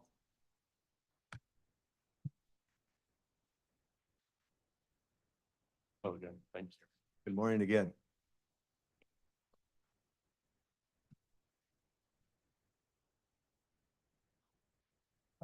Well, it's a pleasure to present the annual report for the Department of Strategic Impact today. You have the report, so I'm going to be very brief, because I know there's several other reports here, but most notable that I want to recognize right off the bat will be staff. They are such highly skilled, incredible professionals that I really am honored to work with them. They do exceptional work. They have a passion for what we do in strategic impact that is evident by the impact and the quality of what they do. So to my staff, I just want to say thank you. Everything that they do is amazing. And also want to thank administration and the board for your support of the work of the department. We essentially have 3 focus areas in the Department of Strategic Impact. One of those is evaluation, research, and statistics. Their work, again, I'm going to breeze through this. A lot of text is just straight from the report. You can read it, got questions to breeze through, but you know, they support data requests and statistics. They work support internal programs and external programs. They do strategic planning and organizational assessment improvements. For example, working with the clerk's office, Justin Roebuck, on opportunities to enhance performance. They also support other evaluations, again, internal and external, looking at the impact of collaborative Parks Department programs and Step It Up. Or we do fee-for-service work in the community, supporting nonprofits to statistically evaluate the impact of programs being delivered to residents across the county. Land use division, involved in a variety of work. It's really driven, our work's driven by data. You can't make good decisions unless you have the right data. And that's where we drive forward through with a lot of what we do. We support the Housing Commission, as you're aware. One of the biggest opportunities we see to really scale up the opportunity for increasing housing stock across the county is simply rethinking what your thought is on a traditional size home. And the average home built today is around 2,400 square feet. Our community, yeah, right, that's nice. You look at our communities, today, right? The historic character of these homes is 1,000 square foot or a 900 square foot on a smaller lot, on a 3,000 square foot lot, right? That defines that West Michigan region. We're not building like that today. So we're pursuing this pragmatic approach to address that issue, not relying on tax dollars, right, and grant subsidies, but how do we disrupt the system enough in the housing market to build quality stock that reflects the character of our communities? Great project. Groundwater is, as you all know, one of the most complex in the county. A lot of work going on in that space. Leading by example on landscaping environments as an educational cost savings and groundwater savings opportunity. Appreciate the leadership here at the county for that work. We support their agricultural industry in a variety of ways, from looking at land preservation opportunities to succession planning and mentorship development and market opportunity research, which ties into some of the economic development work that we do, administering the county brownfield redevelopment authority. It's very active. We support Cheryl Clark, the treasurer, and land bank authority work. Broadband is part of that economic development space. Again, a lot of efforts, with the work that Becky Huttinga does and with the agricultural industry is really top notch and really getting some great attention across the state on what we're doing here locally to support our agricultural partners. And then this year, I felt it prudent to add a couple slides here near the end of our report, just talk about our budget. Because there is that would be noted for the general public. You'd see an increase in our Department of Strategic Impact budget from last year compared to this year. So we kind of broke that down. There's 4 funds basically that support our office: General Fund, Farmland Preservation, Government Fund, and Cell Towers Fund. And the increase that you see here from our budget in this current fiscal year is primarily tied to grants that have come through the state and elsewhere. The General Fund, that was an increase kind of mainly tied to cost of living adjustments and some groundwater appropriations. And to read the other details here, but I thought this was a nice add to get some better numbers and have more disclosure on what our budget looks like and what it's comprised of. I know that was fast, but I want to respect your time. So any questions, you can always follow up with me later as well. Questions for Paul? Appreciate your report, Paul. I appreciate what you do in the county. I think you do an outstanding job. I think we all appreciate what your team does. So yeah, we all in the department appreciate the support. I have questions, but I'll ask Paul offline. I think you're doing a great job. Thank you. Perfect. Thank you. Thank Yeah. you. Let me move on to Paul.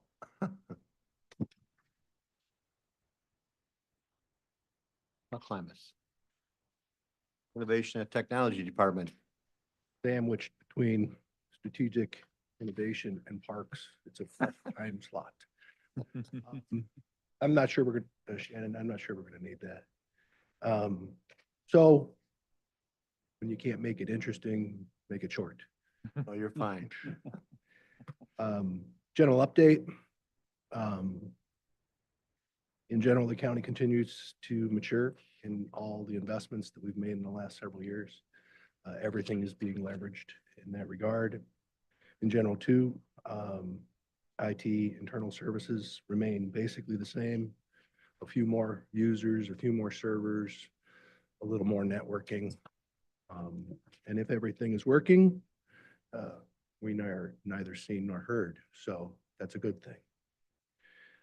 Continuation of the same. We have the same contingent of staff we've had for the last 5 years.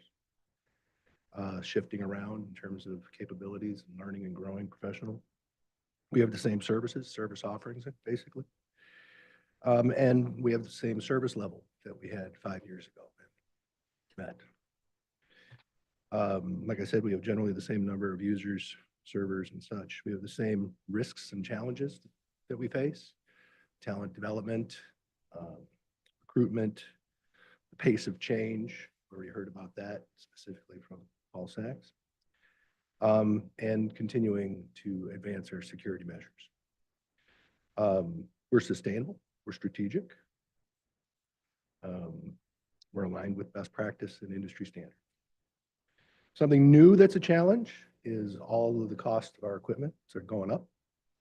We buy from HP, we buy from Dell, we buy from Cisco, and there's been a significant leap in expenses on any equipment purchase going forward, and I don't see that changing. I'm trying to figure out what all that means, like the rest of the world is trying to figure out what all that means. But I can tell you, for example, we have a capital improvement project to consolidate our 2 data centers into one. 2 years ago, that was estimated about a little bit shy of 1.3 million. If I add just CPI to that for the last 2 years, and then add a 25% increase or 10% increase on top of that for the equipment, that's going to increase our capital improvement project needs by close to $400,000. Significant. It's already hit the desktop, where we're seeing at least a 10% increase in pricing from our suppliers. We got lots going on. We're very busy, but in general, we don't need anything except for maybe the funding to keep the equipment refreshed.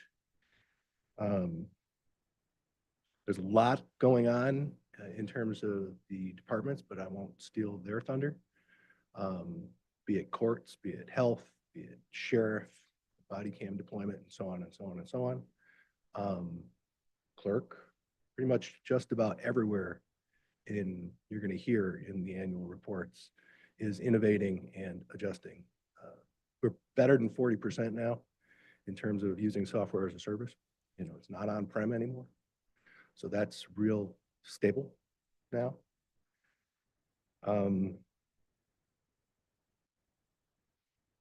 Basically, I'm very proud of our IT team professionally.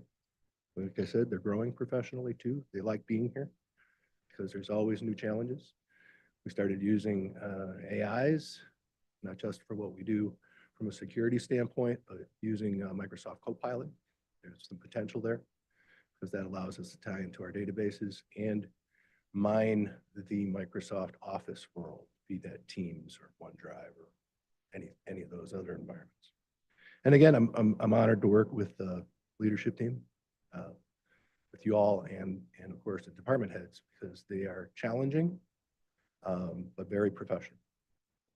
So that's basically my update. We can answer any questions. Questions for Paul? Jacob. Hey, Paul. 9 of us just returned from Washington, D.C. from the National Association of Commissioners meeting, and technology was definitely a topic. And you just mentioned that you are adopting AI technologies here. I just want to give you a report that this new administration desires to be high tech and high touch, meaning they want to really invest a lot into AI, meaning that they want to provide a lot of training tools, opportunities, and work directly with counties. And high touch means that personal touch, that personal communication. So if that's something that you think would be helpful to your department as we implement more of these new tools to help streamline and make us more efficient as a county, know that the administration wants to do that as well. Yeah, no, that's definitely the way forward. But more than just using a ChatGPT or something to just transcribe a meeting minutes and general efficiency in administration and office is tying this all back to the data structures themselves so that you can start asking questions and mine that business intelligence sort of capability. Yeah, one of the technologies that I really appreciated, because we attend a lot of meetings, is you can have AI monitor your Zoom meeting, and it will actually make a list of all of your action items, right, so that you don't miss something at the end of the meeting, and then follow up with you on it. So a lot of these tools seem extremely common sense and helpful. So I think we absolutely need to be ready to adopt them. But we're having fun with it. I bet you are. Yeah. I bet. How much will they affect our security when some of these new tools? I mean, I can't imagine they won't. the security profile that we have has its own built-in machine learning and AI capabilities. So it's already been used here in Ottawa County for probably what, 5 years? How long have we had our SIM? 5 years. So that's also pretty stable. I don't see that really changing. Good. Josh? Yeah, what, page 3 of your packet says there's no place like 127.0.0.1. I'm not an IT guy. What does that mean? If you ever install the router at home, Yeah, I plugged one in. the default IP address, Okay, so is that like home? Uh-huh, all right. it's an IT. Little IT humor for us. Thank you. Alice? Morning, Paul. Thanks for your report. First, I just want to give a kudos to your help desk. The support team is always phenomenal when I have something that's not working. They're very quick to answer and very thorough, and they're able to explain to someone who doesn't have a tech brain. They're able to put it into layman's terms, so I greatly appreciate that. Second, I just wonder, can you expand on any of the work that has had to take place within your department as we implemented the use of the body cameras? Because it's my understanding they're now working and they're out. So I'm just wondering, can you elaborate a little bit on your department's role in that and how maybe some of the challenges you've been through and maybe also some of the opportunities as you're continuing to do that work? Our role is really quite small in that project. Mike was involved a little bit, but that was mostly, how are we going to pull down a video to be redacted, edited, and, bandwidth capabilities, some security within the sheriff's office itself, some on-premise storage for that capability. But all of the evidence is actually stored in the cloud. So it's not something that really impacted us. There was some switch over that we went with cellular services for the sheriff's office, but that wasn't necessarily just for body cams, but it did help. Okay. It's not really a lot of hours then Not a lot. on you guys' No, end. not at all. Okay. Thank you. Well, thank you, Paul. Thank you, Safe Services. Thank you. Thank you. Very good. Move on to the Ottawa County Parks Department Annual Report. Jason?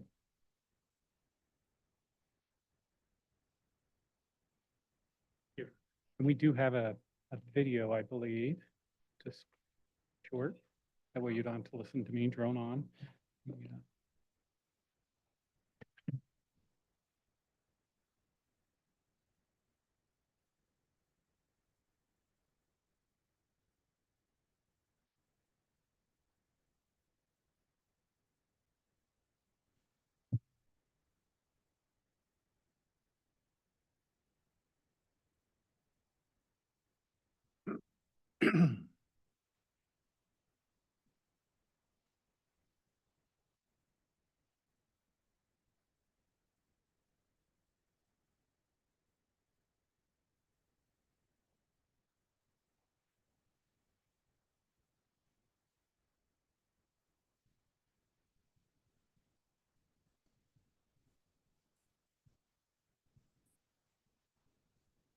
2024 has been a transformative year for Ottawa County Parks and Recreation. We've implemented new recreation software, made key organizational updates, and continued our efforts to enhance the natural spaces that define our community. A strategic planning process was initiated to better understand our community's perception, satisfaction, and needs for the park system. Through public surveys, stakeholder engagement, and 6 visioning sessions, we gathered valuable insights to shape the future of Ottawa County Parks. As a result, we've developed a new mission, vision, and guiding values that will serve as the compass for our next phase of growth. This strategic plan ensures our work aligns with the needs and desires of the people we serve. We welcome new team members Tyler Allen White as our Stewardship Supervisor and Tabitha Corlett as our Recreation and Wellness Program Lead. The Volunteer Program Supervisor role was also realigned to our Community Engagement team. We bid farewell to Bob Shannon, who retired after 10 years of dedicated service to the Parks Department. At Kirk Park, we celebrated the completion of major renovations, including fully accessible restrooms, a brand new playground, and signage that integrates Kirk Park into a regional trail network. For our four-legged visitors, we repaired the stairs to the dog beach, allowing access for pets and their families to enjoy the beach once again. Progress continued at Ottawa Sands with a 1.6-mile paved trail and development of day-use parking area and restroom. The community was very excited for the park's grand reopening just at the beginning of the new fiscal year. In the spring of 2024, construction began on the Stearns Connector segment of the Item Explorers Trail, enhancing safety and connecting parks along the Grand River. We are also proud to share that after many years of effort, the Lower Grand River joins 9 other state-designated water trails, expanding the state water trail network to over 700 miles of waterways. We are grateful to the Lower Grand River Organization of Watersheds for their effort and success on this designation. Efforts to expand Rosie-Mountain Natural Area progressed with a $1.6 million grant recommended for the acquisition of 127 acres. This expansion will help double the size of the park's hiking trail system. Our community engagement initiatives saw major developments, including the launch of new recreation software, our first ever spring break camp, additional story walks, and regional scavenger hunts. We also provided over 4,000 students across the county and beyond with outdoor experiences at Ottawa County Parks. Special events like the total solar eclipse viewing brought the community together for shared experiences. We're proud to expand these opportunities to connect people and nature. We are grateful to the Ottawa County Parks Foundation and Friends of Ottawa County Parks for their continued support. Their efforts have been instrumental in our health and wellness initiatives like Step It Up and Through Hikes, as well as successful events like the Holiday Luminary Walk at Hemlock Crossing, which saw its largest turnout ever.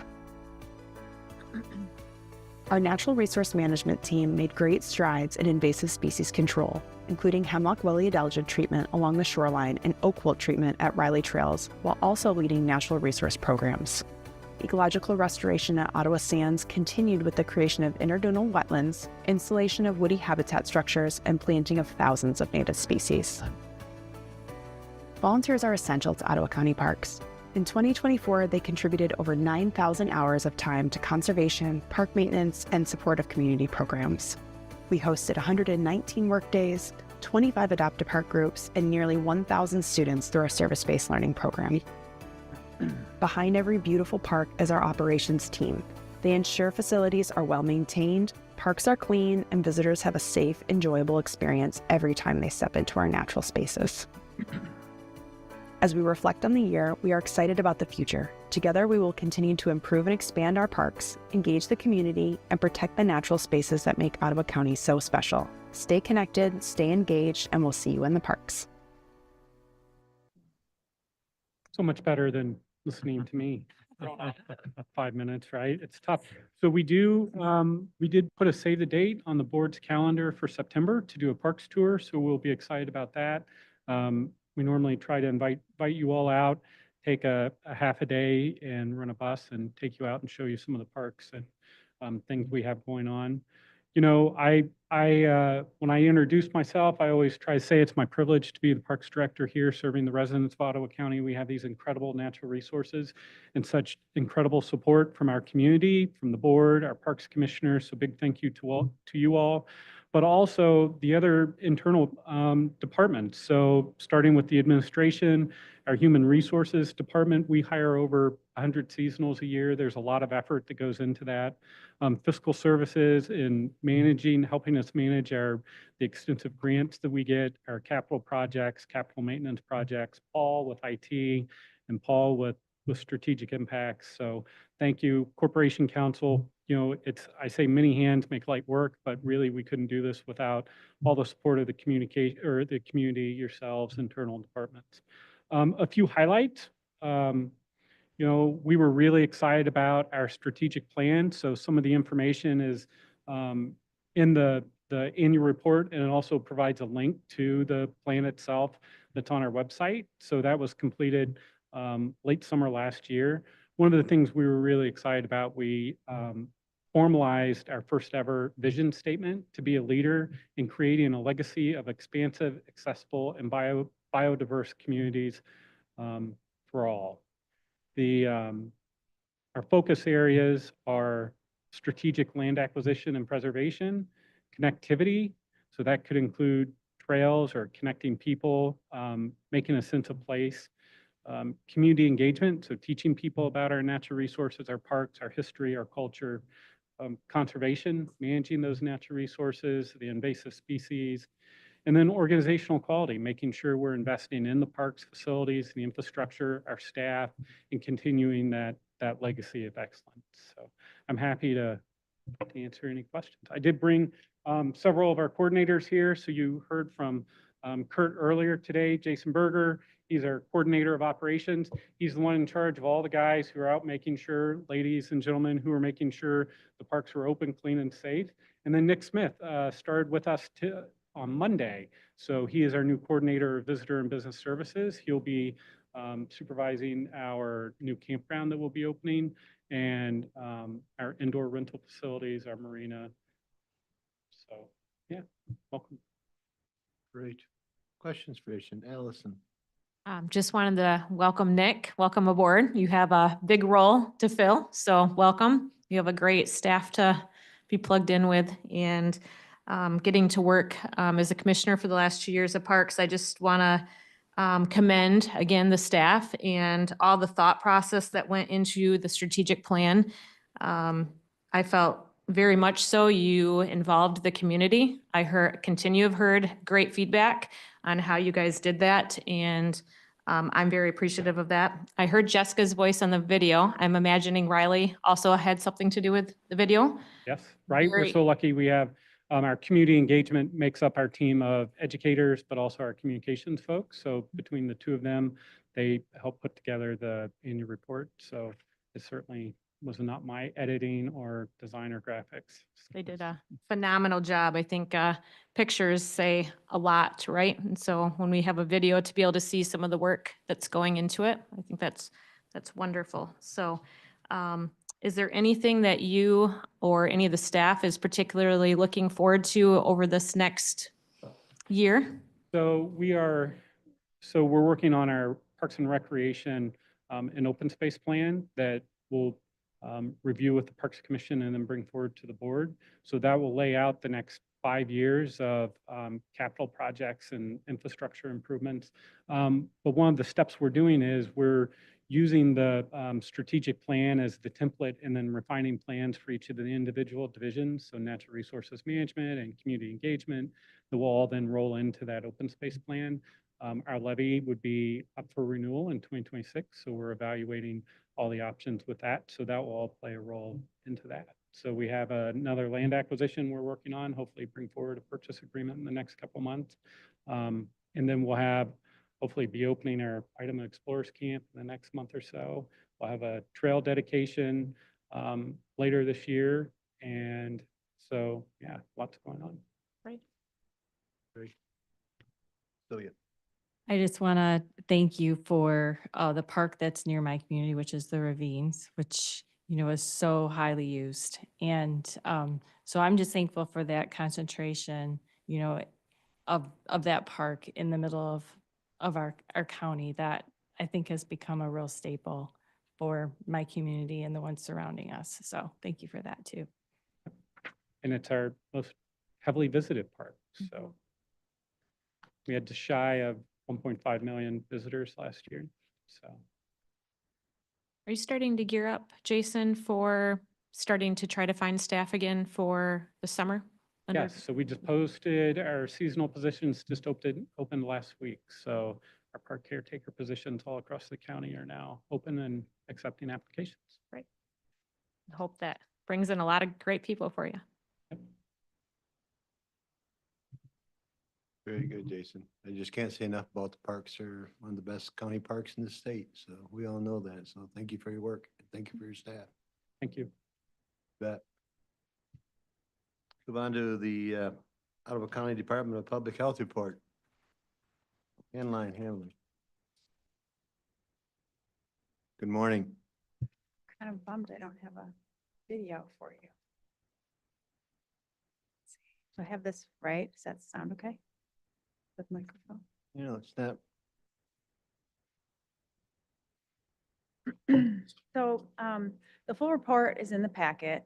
I'm just going to try and highlight a few stories from it, since I didn't want to go through all the 30 pages. I'll just pull out a couple things to highlight. Work. Yeah, okay.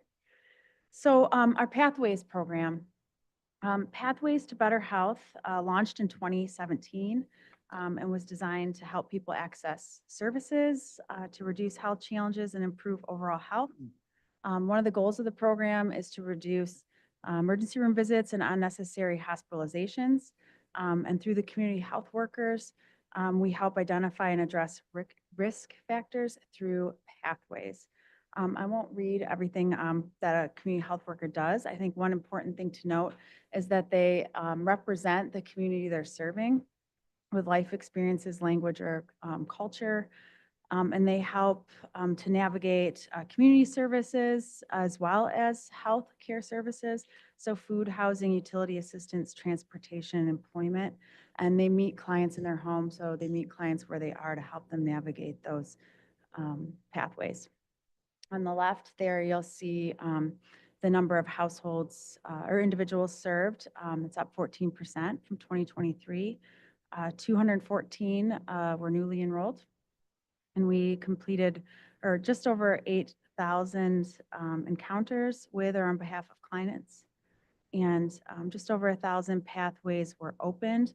As it says there, that pathways are measurable health improvement milestones that they create with the program participants to address specific risk factors. 512 of those pathways were completed over the last year. Our hearing and vision program. So an undiagnosed hearing and vision or vision problem may impact the child's ability to develop and learn. So we conduct hearing and vision screenings for children. Hearing is screened in kindergarten, second, and fourth grade. Vision screened first, third, fifth, and seventh, and then also in ninth when driver's ed starts. Screenings are available by appointment as well. You'll see the numbers there, just over 22,000 vision screenings. That's up 17% from 2023. Just over 2,000 required follow-up care. Almost 14,000 hearing screenings completed, up 19,000 from 2023. That increase, goes hand in hand with our community population growth. That's where we're seeing a lot of that. Let's see. Miles of Smiles, I think everybody's pretty familiar with Miles for Smiles. But our dental program goals overall are to increase access for school-based oral health disease prevention, programs for at-risk children, reduce dental disease for children by providing service on Miles of Smiles, and provide elementary schools and Head Start programs with oral health education and resources. And I think for the commissioners that were here last year for the annual report, we touched on Miles of Smiles as well, because I think I mentioned that we had our health department notebooks going back to like 1914, and children's dental and toothbrushing was initial start program from 1914. So this is a truly public health root program here in Ottawa County. In 2023, the kindergarten oral health assessment program was created in Michigan. It is a mandate in law, but it's to help identify children with unmet dental needs, and its screening occurs before a child enters kindergarten or within 6 months of starting kindergarten. And so part of what you see there on the right-hand side, 873 kindergarten oral health assessment screenings were completed, and 77% more than 2023. That's mainly because the law went into effect in 2023 mid-year. And so a lot of that huge percentage increase you're seeing is because of it being fully implemented in 24. The other numbers are Miles of Smiles, slightly reduced number of screenings in 24. We did just over 1,200 in 23 for comparison. Part of that is we had some retirements on the program and hiring and gaps to get the bus out into the community. And then you'll see the teeth sealants doesn't require the bus, and Same with the education. Both of those saw growth over the last year. Environmental health program works to protect public health by protecting the environment in which we live. So the food we eat, the water we drink, the water we swim in both fresh water and pools. So some of the programs, well and septic permitting, food safety education, restaurant inspections, hazardous waste collection. I think you've heard a lot about the materials management plan. That's part of environmental health. Pool inspections, tick surveillance, and kind of everything that doesn't fit elsewhere, like tattoo inspections, things like that. The sustainability program is what oversees the materials management plan. One thing to note, all of those numbers for environmental services and interactions with residents just rolls right off my tongue. Residents are increased from 2023. So for reference, and our annual report from 23 has some of these numbers in there too. So if you want to pull it up on the website to look, please do. But in 23, we provided just over 28,000 services at our sites. And so we continue to see growth year over year. In 2023, we had 328 tons of materials collected, and in 24, it's 336 tons. For our on-site services, you can see the numbers there. Just of note, it's relatively flat over 2023, not a huge change in numbers from 23 to 24 for well and septics and real estate evaluations. So one thing that we tried really hard to do in 2024 was increase some collaboration with our restaurants. In the past, we had like a food safety committee where the restaurant, some different restaurant owners would meet with us and share concerns that hadn't met for a while. So we worked together with our health planning promotions team to restart a food advisory committee. So we have 26 local restaurant leaders that sit on that committee and meet with our food safety team to identify challenges and where we may be able to help. One of the things that I think came out of that is that second bullet point, that 14 new online safety training modules that are free, that they can have their employees take from wherever. And we also have shared that with 4 other local health departments as they had demand for the same thing. And we've gotten some really great feedback from the restaurants for having that available.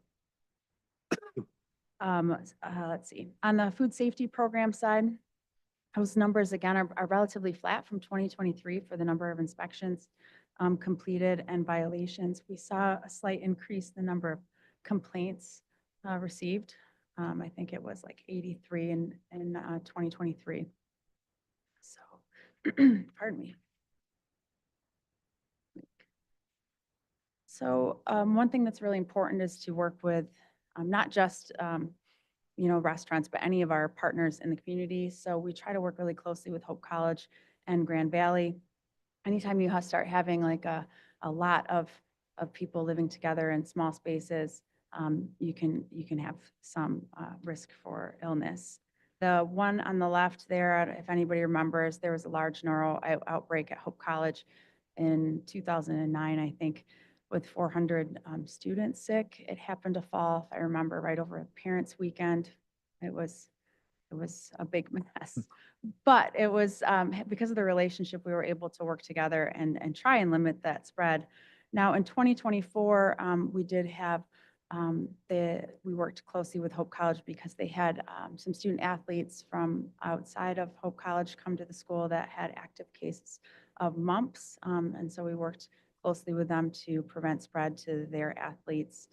We had some chickenpox cases, and as you know, for adults that get chickenpox, the symptoms are more severe. So we worked closely with them to help them prevent spread. MRSA is ongoing, same with some of those other things listed. Communicable disease in general. We have, over 100 reportable diseases that require some sort of public health follow-up. In 2024, just over 3,300 cases of reportable communicable diseases were received by the department. That's up from about 2,700 in 2023. The other thing of note there is that second bullet point is education and exposure treatment for residents. We had exposures for 3 positive bats for rabies. And once symptoms begin, it's 99.9999% fatal. And so that is a change from 2023, as we didn't have any rabies positive animals or cases in humans in 2023. So the other thing that was completed in 2024 was the community health needs assessment.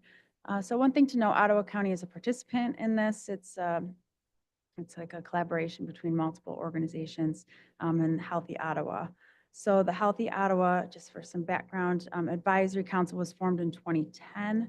Our 3 area hospitals serve on that: the United Way, the Department of Public Health, and then Community Mental Health. This was in response to a mandate from the new Patient Protection and Affordable Care Act that required our hospitals to do this sort of community assessment. And it was an opportunity for all of us to collaborate together instead of have each health system do their own to fully assess the community. It helps us define and identify local health issues, concerns, and needs, excuse me. So lots of different organizations use the results. On the left there is the kind of the information for the data collected, and then underneath the bullet points, what we use this information for. This is the Healthy Advisory Council, all the members that are on that group. And we're part of that community of organizations working together. There's more information, lots of past reports, current report, like the full complete report, and like frequently asked questions if you go to healthyottawa.org. Of the 2024 report, 3 main areas were identified to focus on. Mental health, access to care, and housing are what came out of the report. Now, the Healthy Ottawa Committee in general picked one that they felt rose to the top to focus on and form a committee around to work on. And they chose to form a committee around mental health and CMH and Momentum Center are chairing that committee. If anybody wants to participate, if you go to that healthyottawa.org website, there's a link on there to participate on that committee. And so they'll start working on like strategic plan and initiatives around that. For access to care and housing, it's more for the community to engage in community organizations. For example, Good Sam and Lakeshore Housing Alliance are developing strategies around the housing data. So I wanted to include this, and because if you look at our financial report for the 2024 column, it looks a little different in comparison to 2023. And so of note specifically, if you look at the other financing sources box, the 3rd one down, that column looks vastly different. And so I wanted to just touch on it briefly. So if the commissioners on the previous board remember, I think it was in late summer, early fall of 23, a policy change for not having department fund balances was implemented so that we could have a better tallying of the general fund use in those programs. And so that 1.8 million that you see there is the actual transfer of public health fund balance of fiscal year 23, but it was completed in 24, so you'll see it there. In coming years, that line should be blank like it is in previous years.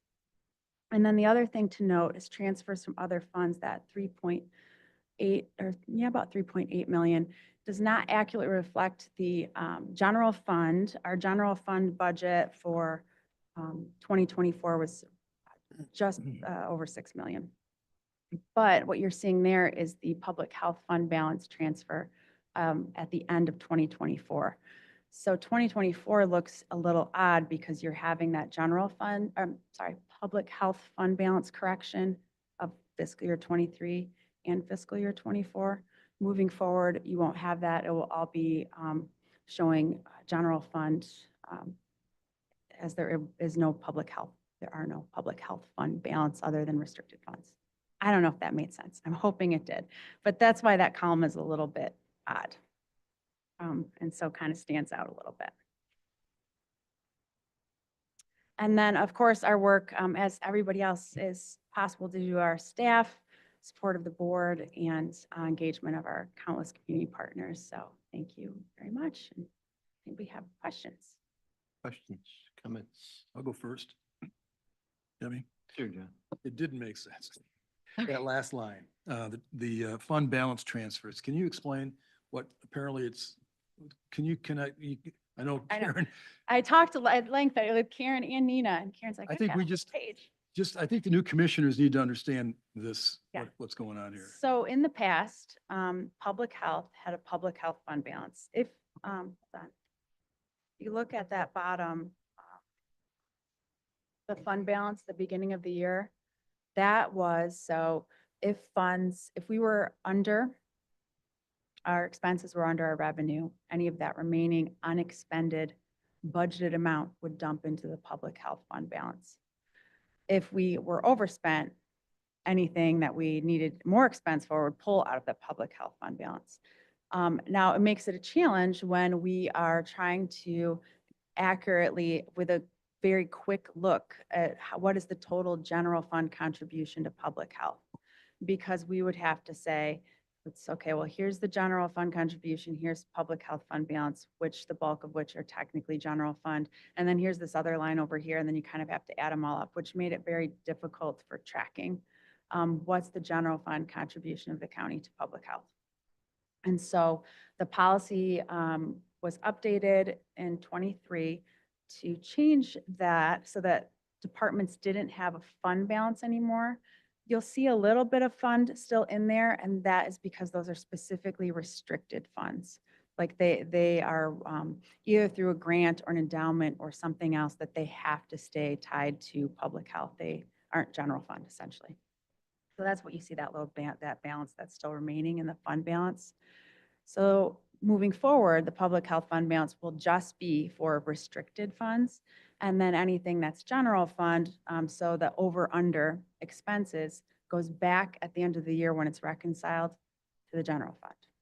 So let me ask you with that, and Mhm. Karen maybe help with this one. So apparently that's across the board department change on how that fund balance for departments are handled, if I'm hearing that. So if a department has a surplus of their funds at the end of the year, that surplus, if I understand it right, it's going back into the general fund, correct? Correct. All right. Yes, right? I'm looking at Karen. Yes. All right, so That's how I understand. I'm asking myself, and you guys correct me if I'm wrong, if that's a good thing. Does it incentivize or disincentivize a department to spend their funds before they lose it? That is Karen's answer, because I believe there's still ways that, I don't know, that's you. That's my fiscal year.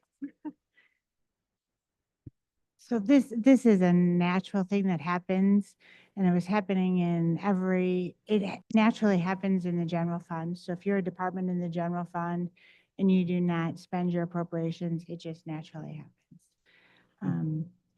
happens. It was happening in almost every fund, a special revenue fund. We were already doing it, say, in the friend of the court.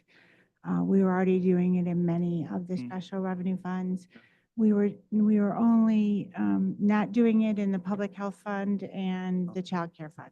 So it really, the change in policy was really just matching across the Consistency. board. Okay, So I it get really just became like making it more consistent across the board.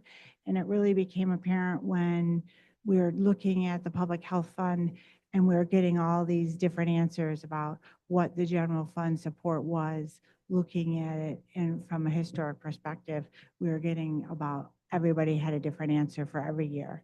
And it really became, you really couldn't do it unless you had access to the general ledger and an analyst, honestly, to go in and look and know and go into the details and get my spreadsheet, honestly, to know the answer to that question.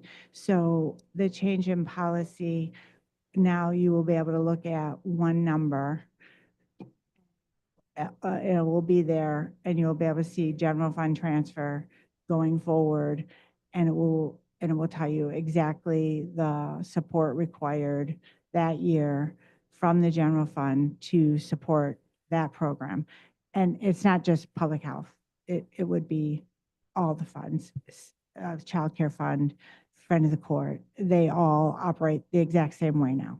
So Karen, I don't mean to take your time away from Addie's presentation, but does this mean then that, based on your experience, are the departments then, if they end their account at the end of the year with their surplus, unallocated funds, do they end up the following year adding that to their new budget proposal and then figure out a way to spend it? I mean, what's your experience about how that's been handled over the course of history with Ottawa County on departments?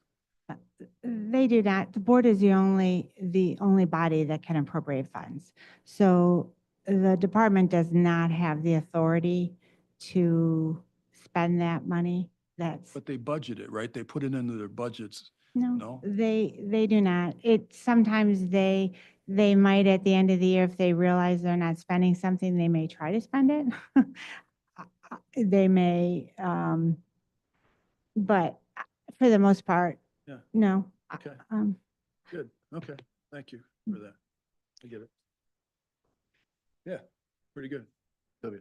Yep, I just want to add a little bit on the fund change that happened, just a little clarification. So that was highly confusing during the time when there was a lot of discussion about the health department budget. It's really important that both the public knows how much the county is contributing towards the health department budget, but there's also some statutory requirements that we have to meet, and which we easily meet, but it's confusing and it's not transparent to the public to have multiple funds that represent taxpayer dollars contributing to the health department. And so, and even I think for the board to actually know what's going on, it just was a confusing way of doing math. So this keeps everything much more clear and transparent for the public. Yeah, I get it. I like it, actually. So. Why do you think there's an uptick in lead with children? Well, they lowered the limit. Oh, okay. I think it's 3 now instead of, so way back when I first started, it was 10 and then it was 5 and I believe it's 3 now, which is good. It shows we're heading in the right direction, that we get to keep narrowing that limit to what we respond to. If it were 3 20 years ago, I can't even imagine how many cases. Right. But you will see as we keep lowering the limit to try and work down to 0, number of cases increase. Okay, thanks. Expanding on that, what does that process look like? So if somebody wants to have their child tested for, is it called lead poisoning? What does that process look like, and how long do you work with that family, and do you find good success rates after you're working with them? So I'm a little rusty, so I may have to follow up with it's been like 10 years since I did personally some of this work. So this may not be entirely up to date. But we don't test for lead do the blood testing. So usually we're getting a referral from a pediatrician or from the state, all the labs go to the state and then they refer if it's over the limit. We don't do the home inspection anymore. We partner, the state does that. But we have a nurse that makes contact with the family, provides education and prevention, ideas like washing hands, what's the nutrition, is there other developmental issues like, pica, where, the kids will eat dirt and things like that. Try and figure out if there might be occupational risks for parents, things like that. Things got a lot more high tech for actually going into the home and doing the lead assessment in the home. And that's part of the reason we don't do that anymore. At one point, you just did wipes and we'd send it to a lab, and now there's like a very expensive radioactive piece of equipment that they can shoot on the wall and tell you what the lead is. So the state does that and they might get a report, but we're doing more of like a nurse case management. So providing that medical side and following them along their that pathway. So make sure they get retested, connecting them to the resources for there's lots of different resources for home repairs out there. And then following up on if they do have a higher level and need like chelation, they help follow them along through that process. The goal is to eliminate whatever the source may be in their home, right? So that they can start healing. I can get numbers for you as far as like recidivism, I suppose, or how many successfully kind of leave the program. I definitely don't know that one off the top of my head. You gave a lot of good, thorough information, so thank you. I just have one other question. We, as a board, passed with a 9-2 vote back in 23, that childhood vaccine waivers for school and childcare. And we haven't, I don't think, really had a conversation in a while. And I just wondered if you could kind of walk our board through what the process looks like for parents to come in or just individuals to come in and what that looks like to receive a vaccine and what information you provide to individuals that are coming in. So I can follow up with the information that they provide. So right now it is an in-person appointment with a nurse and they go through the information and then you get they sign the release or the waiver. I'm sorry. We have been talking to Kalamazoo. wasn't it? Livingston. There, sorry, it flew right out of my head right when I was Livingston, because they piloted a process for doing waivers that allows for the parent to do like an online sort of, like those free modules for food handlers. It's similar. It's like a modular, like an education module that parents can do online. And then you schedule to come in with the paper to have it signed, but you don't do the education appointment. We've been talking to Livingston, and I don't believe we're the only county that's pushing for that, because I think the state is hoping to roll that out more broadly. I think they were supposed to have a pilot. The state was supposed to have a pilot in the summer, but we're trying to work with Livingston to mimic what they have. So hopefully by the fall, we won't have that bottleneck as people go back to school. It's often something forgotten about until like they go to the school, and then it's like a panic because it's the school started or it's the next day. So we're trying to find some way to alleviate that bottleneck. But we're working on it, and I can report back on that as we work through it, but we hope to have something up by this fall.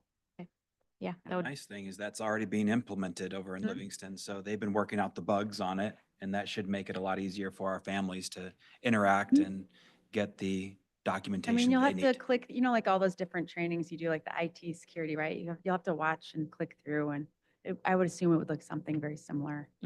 Versus having to come in and sit for Yes. with somebody. Yes. Yeah. Yep.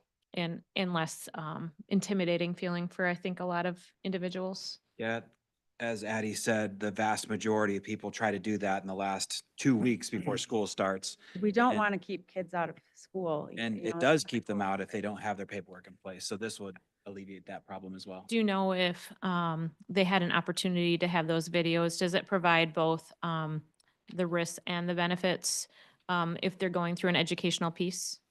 I am not sure. We've asked for Livingston to share what they have, and you can probably go online and I think you could probably sign up and like take it if you want. But we were asking them to share kind of the back end of there. So we had all the materials, but we haven't gotten that far yet. Okay, thank you.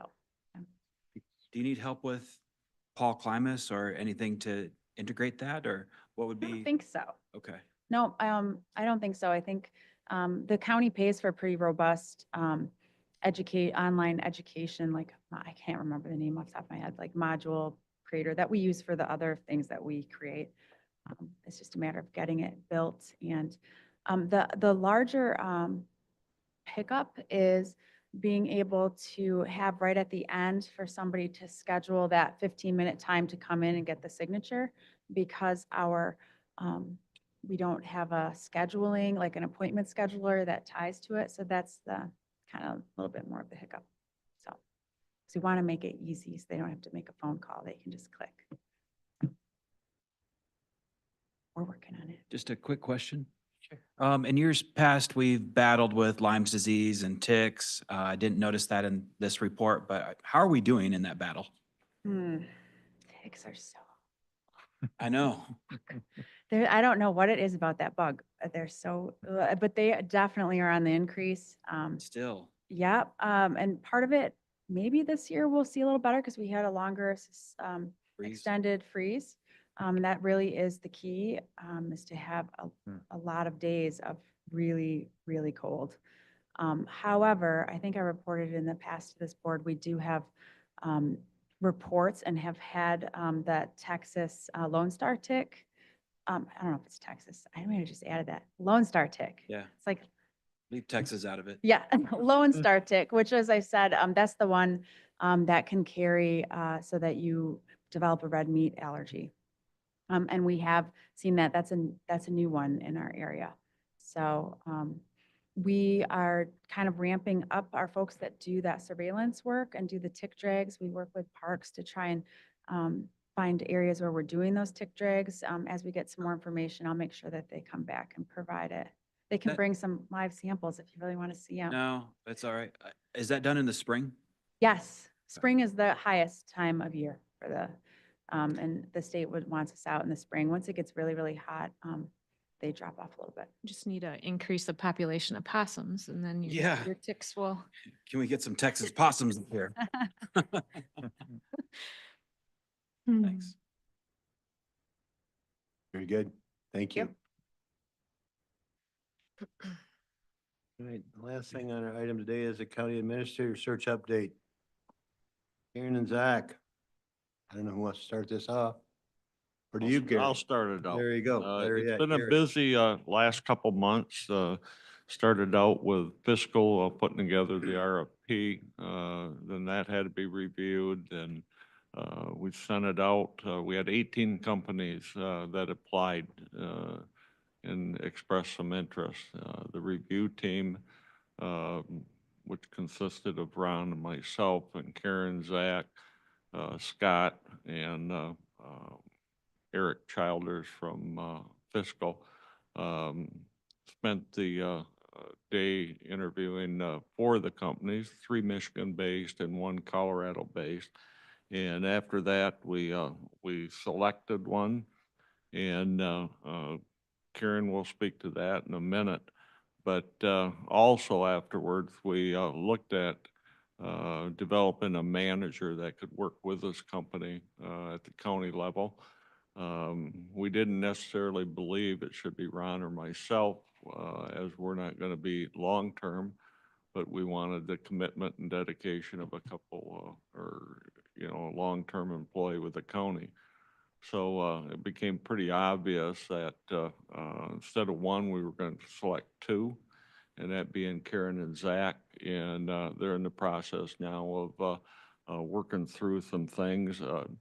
Next steps for us will be a few things to not only connect with the Board of Commissioners with this organization, but we're going to update the department heads and the elected officials March 19th at one of our quarterly meetings. We're going to do the Connect with Lunch program that Doug and Jacob has started. We're going to do back-to-back ones, do one down in Holland and one up here at Fillmore to update, the staff of the process we're going to go through.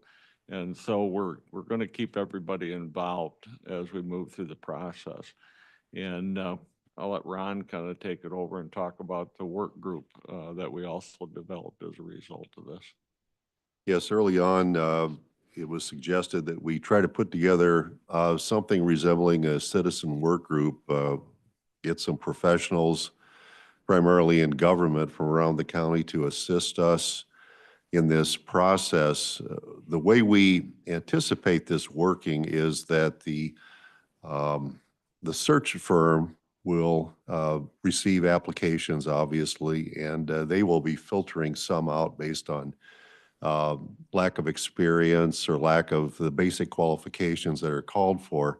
Ultimately, they're going to present a number of applications to our citizens group. Just to use numbers, let's say they get 30 applications and they whittle it down to 10, and 10 go to our group. The thought is that we will review all of those, possibly conduct interviews, but the friction here is that quite often you're going to have people that require a confidential application at that particular point in time because they're employed and don't want to jeopardize their employment if they're not selected. And yet we want to be cognizant of the Open Meetings Act and how the community has a right to know what's going on. So our tentative plan, and this is a little bit fluid, is to interview those people and have the citizens work group evaluate strengths and weaknesses, but then to pass the entire group on to the Board of Commissioners, who will then, in an open meeting, filter out those that they do not want to interview and whittle it down to a group that they do want to interview in an open session.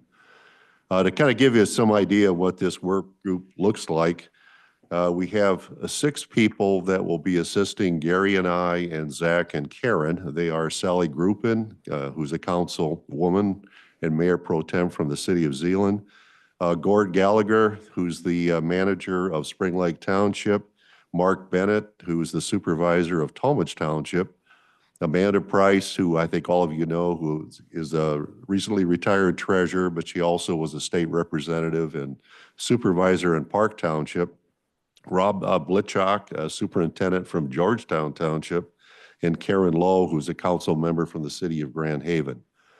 So we're hoping that we can pull all those people together, hopefully in person, but sometimes some of this has to be done by Zoom. And we can pass on then to the full board our evaluation, but leave the ultimate selection process entirely up to the board, who will be doing open interviews.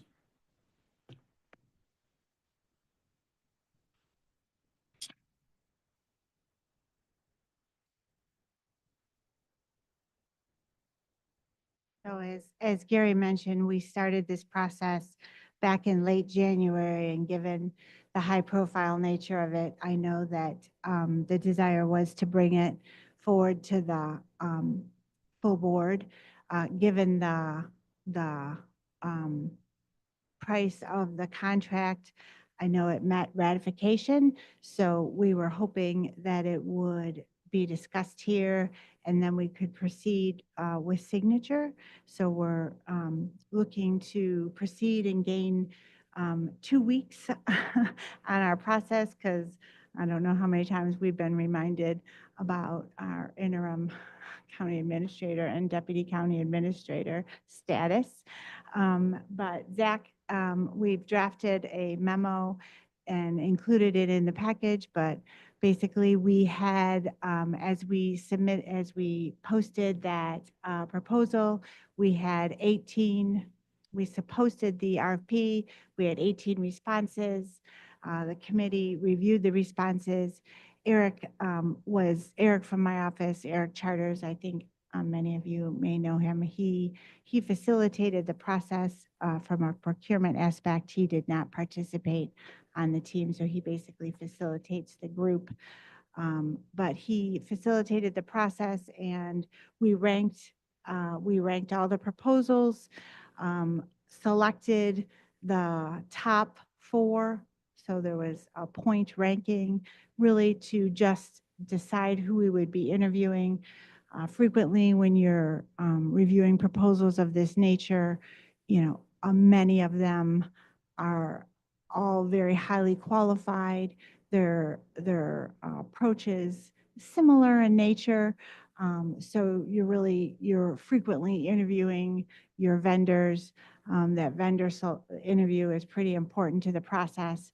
So then we scheduled interviews, pretty short turnaround time, wanted to interview the vendors, and then we made a recommendation of the highest rated candidate from the interview process. All of the, I would say that, you know, the highest rated candidate, Double Hall, is here today if there is additional questions, but really brings a lot of executive search and a very high team approach to the process. So there is they have done multiple executive searches. That was another thing that we discovered as, you know, county administrator search. I think a lot of county administrators maybe they're promoted, maybe it's a deputy going into that county administrator role, or maybe they're smaller counties that don't necessarily always, it's just not 83 counties. I don't think there's a specialization in this role. So we did, I mean, it's not like it's not out there, but it's not like you're going to find a company that just does this, right? So we did have the experience on the applications or the proposals, but Double Hall does have that experience with Kent County, and I think we did note the other ones in the write-up. It was Kent and trying to remember. No. Grand Traverse, yes, that was it. So, but there was others as well who also had that experience. So I don't, open it up if there's any questions, or Zach, if you want to add anything, sorry. Very good. Questions? I just had a question for Ron a minute. Can you explain again, what is the role of the 6 people that you had mentioned? You had mentioned, started with Sally and you ended with Karen. The role as we envision, and again, this is a bit fluid because I've been talking to Mitch Foster from Double Hall this morning, and he has some other ideas that we might want to consider. But the role would be to review the applications that are sent to us and then conduct interviews, and each individual member would list the strengths and weaknesses of those candidates. But we wouldn't do any deliberation. We'd pass that group on to the board, and the board would get the benefit of that interview and then could help select the final group for interview that they want to interview. Okay. Can you explain, I guess, a little bit the thought process maybe that went into having people that, while they have great expertise in the roles that they are currently serving in or have served in, I guess why of having people who are not employed by the county or not the Board of Commissioners involved in that early on process, since that is one of our statutory assignments as a board, is to actually hire an administrator. That's right. I guess I'm just wondering what went into that thought process. Well, I think the primary goal was to have a broad representation of government across the county. And as you know, government, individual municipalities do work with the county and do work with the administrator from time to time. And also recognizing that the Board of Commissioners is going to have the complete slate. They can do whatever they like to do. They can do interviews, they can handle it any way they want, but they're going to have the opportunity in an open meeting to do interviews, and they make the ultimate selection. We're not going to suggest who the finalist or finalists should be. That'll be up to the Board of Commissioners. Yeah, I guess I'm just still trying to understand, like, they're going to bring forward, they're going to list some of the positives that they see and some of potentially the reasons why they're not. And you said, well, they're not going to deliberate. In some ways they are, if they're going to be, maybe not with one another, but if they're going to be providing their rationale in some way, that to me feels a little bit like deliberating. Okay, I didn't explain. We're talking about individual evaluations, not a collective group evaluation. Okay. So it's not going to be some kind of a deliberative process where they come up with an ultimate list of who has the best qualifications, who has the best experience, that kind of thing. Okay. And again, we're trying to respect confidentiality, which I know is going to be involved here. We want to get good applicants. We don't want people to back out because of that issue. And yet we want the public to understand what we're doing. So we're kind of putting it on the back of the Board of Commissioners to some degree. So are you saying by them doing interviews initially with them, with the 6, that won't be subject to OMA? That's what Corporation Counsel says. Yes, we've talked about this a lot, and that is where Corporation Counsel comes down. Okay. I have more questions that I'll be pondering in a minute while other commissioners maybe. I have a follow-up on that. I would agree that Corporation Counsel is, probably right on that. This is a separate, there's non-deliberation and they're just reviewing on their own. One issue though is that it won't necessarily remain confidential, at least not long-term, due to FOIA. Oh, absolutely. That's correct. And generally, when we get to that final interview level, people are going to have to decide yes or no. Do I want my name and my current occupation to become public? And we hope good people will make that step, hoping that they might be selected by the board.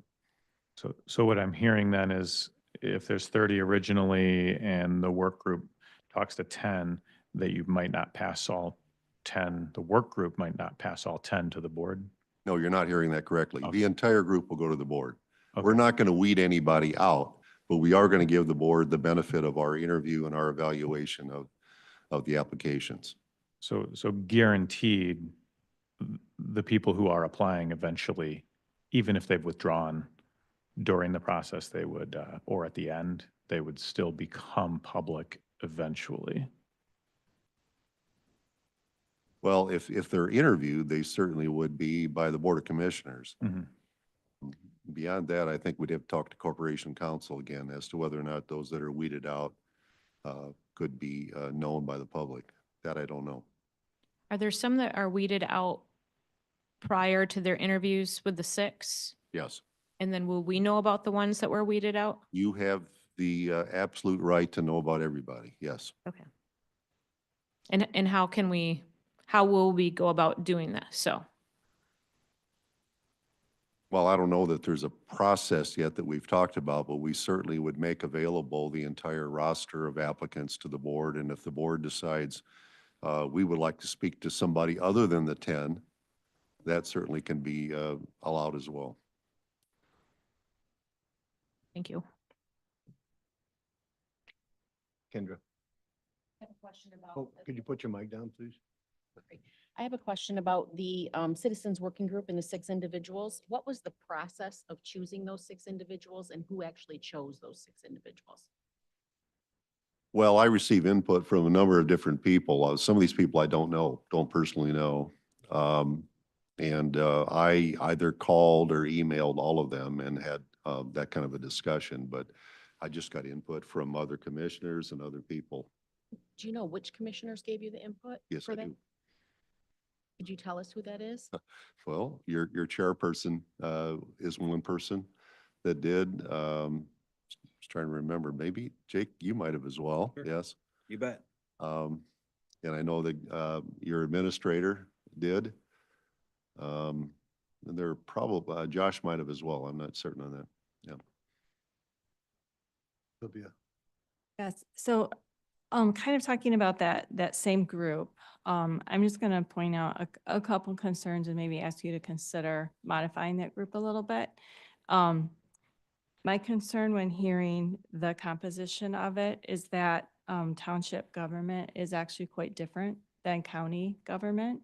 There's a lot, we kind of sit side by side each other. We have different statutory obligations and things that we watch. County government's not over township, we're kind of partners. And so I just kind of feel like there's not county eyes on the situation here. It's just townships, and I think there's some real gaps, perhaps even in knowledge, and that's not to, dismiss these individuals at all. It's just different. And so I would actually ask you if you want to keep all 6 of these individuals, that you actually expand that group, especially if you're not looking for, group consensus and passing on names. I don't see any harm in expanding it. Then we would just simply be getting input back from more individuals. But I would like to see the voices on that group of people who are more experienced in county government, whether that would be a couple of our department heads, perhaps, as well as these individuals. Right. I just think that there would be some value to hearing that perspective as well. Well, thank you, Commissioner Rhodey. Don't forget that Gary Rosema, myself, Karen and Zach will be part of that, plus Amanda Price is well-versed in county government. So there's a pretty good balance, I think, if you consider the 5 of us. So we will also be getting that feedback from you Yes. as well, not just the 6? Yes. Okay. I just had one last question. I'm piggybacking on what I asked. Was there a reason that the whole board wasn't involved in that choosing of those 6 people? Just feedback from the whole board? And just to go off of that, the reason I would add on to what Commissioner Wenzel is saying, when we went through this process before, we took a vote on how that transition committee was formed. And so I do understand what you're asking. Yeah. I'm not sure how to answer that other than I was following direction when I selected this group. Who directed that? Chairperson, and others that I spoke with. So let me address it then. So my idea was that I didn't know who was going to be on this committee. But I thought representatives throughout the county should do that, municipal leaders. The only guy that I recommended per se was the township supervisor out of Georgetown. But I didn't talk to him about it. So it was just, as a board chair, coming up with an idea, present it to the administration to bring it to the board. It's just an idea. Like Sylvia just mentioned, maybe there's some other people that should be on it. So be it. This is an idea, and that's why we're talking about it. I would agree with Commissioner Rhodey of just wanting to make sure that we're representing our county government, and I'm thankful to hear some of the representatives are going to be on it. I'm wondering if there's going to be other opportunities for other department heads to be part of the process. I want you to not forget, and hopefully Mitch Foster will be able to mention that he is here and he's going to have another staff person from Double Hall here to get as much input as he possibly can get from commissioners, department heads, and others. We're not leaving anybody out of this process. The problem with expanding the work group too much is it becomes impossible to pull everybody together at the right times and places to do our work. So we thought about 6 or 8, we settled on 6, plus we have 4 more, that makes 10. We have 10 people we're trying to pull together. So I understand what you're saying. I really think there's going to be more than fair representation of county people on here. And that's why we are where we are. I know from my perspective, I had several people from the community actually reach out and suggest this after seeing what's happened over the last 2 years, going through 4 administrators. They wanted to see a different process take place. They wanted to see something that had countywide buy-in. And so they were the ones that suggested it to me, and then I passed their names on. Thank you. And again, if I could just reiterate a little bit what Ron has said, I think it's truly important to engage our township and city officials, primarily because of the relationship. There has to be a close relationship with what this county board does and with the local units of government. And so again, I value the input that the 4 of us that have a significant amount of county background as being involved with this process as well. Kim? I just want to say I wasn't involved in the process at all or was asked for any suggestions or input, but I know 2 of the 6 citizen members on this work group fairly well, and Sally Greppin and Amanda Price are just outstanding selections. Great depth of experience and experience on municipal government, and of course with Amanda in county government as well. So I'm encouraged by what I've heard. And I would just say, I agree with you that it's important that we have strong relationships with our townships, but the statutory authority for hiring a county administrator lies with the Board of Commissioners. So I think Absolutely. we need to make sure that that voice is a part of the process. Yeah, I'll just chime in for 2 seconds. I appreciate all you've done, and I love having staff on that board. I checked with prior commissioners on what they did with the John Shea search. And what they had done was selected one, call it leader individual from each quadrant of Ottawa County. So they had a group of 4, and then they had the chair and the vice chair. And they had already identified who the future vice chair was going to be. And so those 3 sat on that committee along with the 4, and I think some staff input as well. So I appreciate what you're doing. If we were to go with that model, I'm fine without it. I don't think I need to be on that committee. You guys are the pros. You know what you're doing, working in government. So I'm thrilled with the direction that you're headed. One concern I had with what Joe was talking about and others have mentioned with the disclosure of those names, and maybe when we're working with the double haul and legal, we can get some definitive answers on that. I don't want to deter anybody from applying who might be an all-star because they're currently an all-star somewhere else and they think, son of a gun, I'm going to jeopardize what I'm doing now. So whatever process we can do to respect their privacy for as long as possible would be great. And maybe we have to do that as a board. I don't know. But that's going to be an important thing because I want to make sure we get a great candidate, a couple great candidates. I think any candidate that gets to that final interview with the Board of Commissioners understands, that they're going to have to be exposed at that point.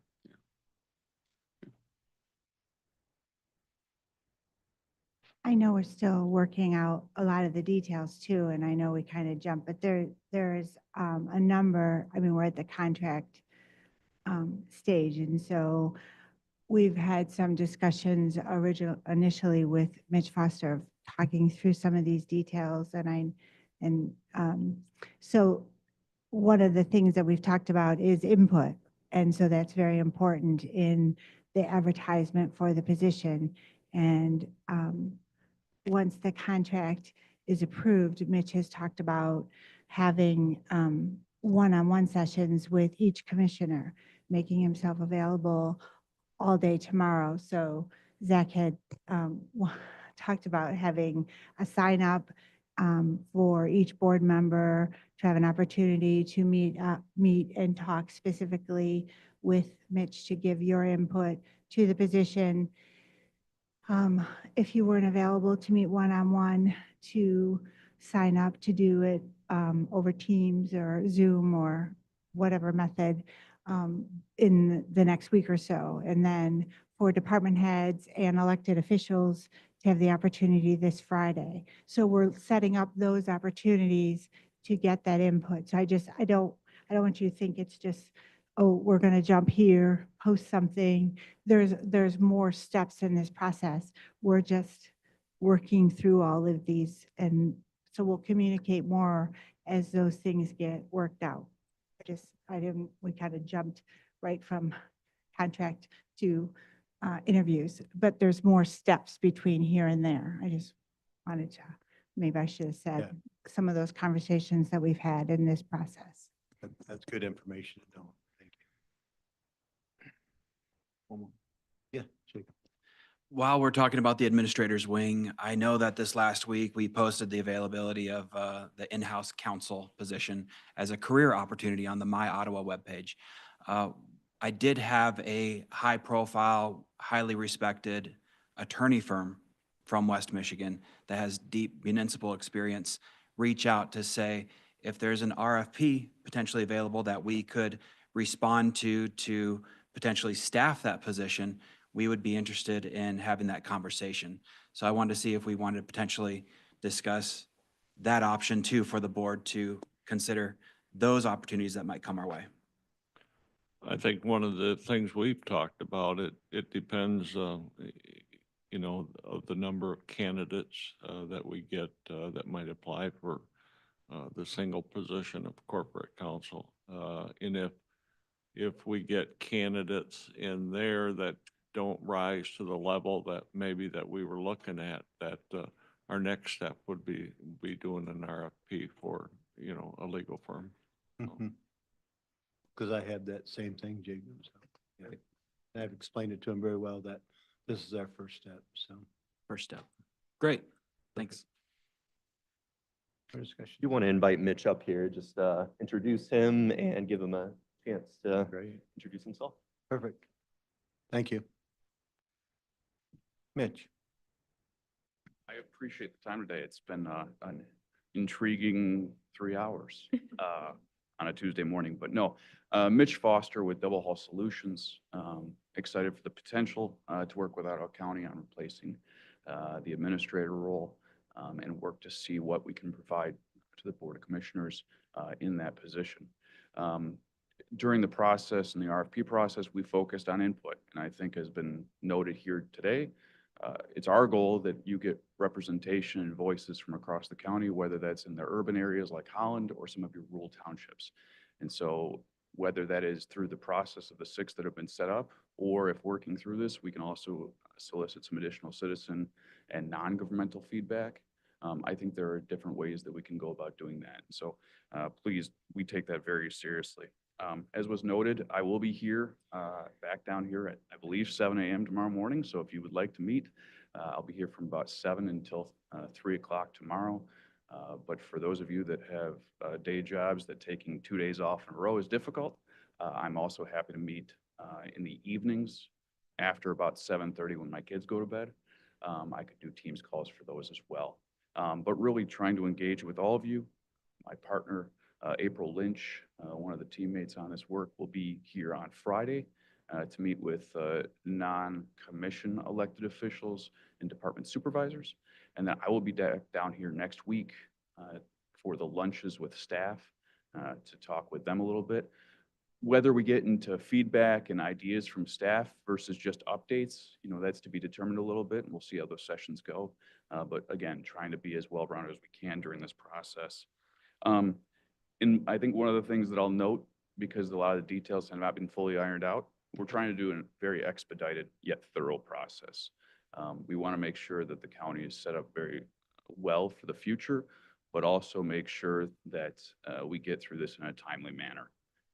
So I'm happy to answer any questions about whether it's double haul, what we had in mind as we kind of set out for this, but happy to answer anything.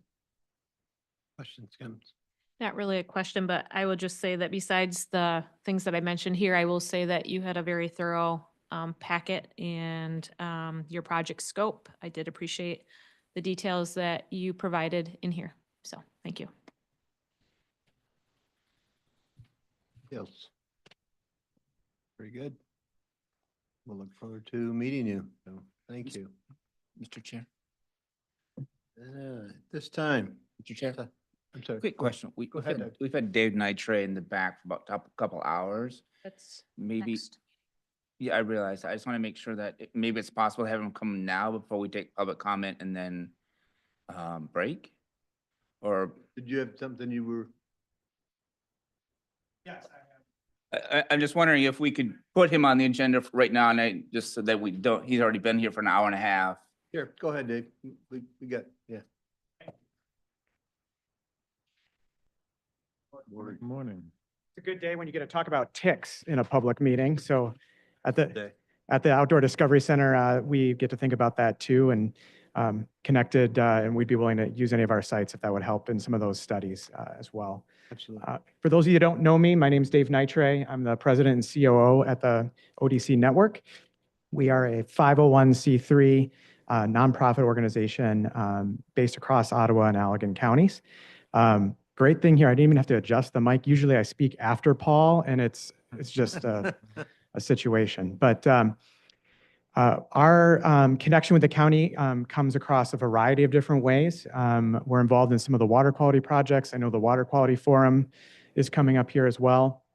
On our conservation end of things, we're big believers in habitat management, working on water quality along those ends. And in our education space, we were fortunate enough to receive some of the county's funding through the ARPA process. And we've been working on developing childcare capacity throughout the community. I have a handout that I'll pass here that you folks can hang on to. And if there are more questions, my contact information's on that.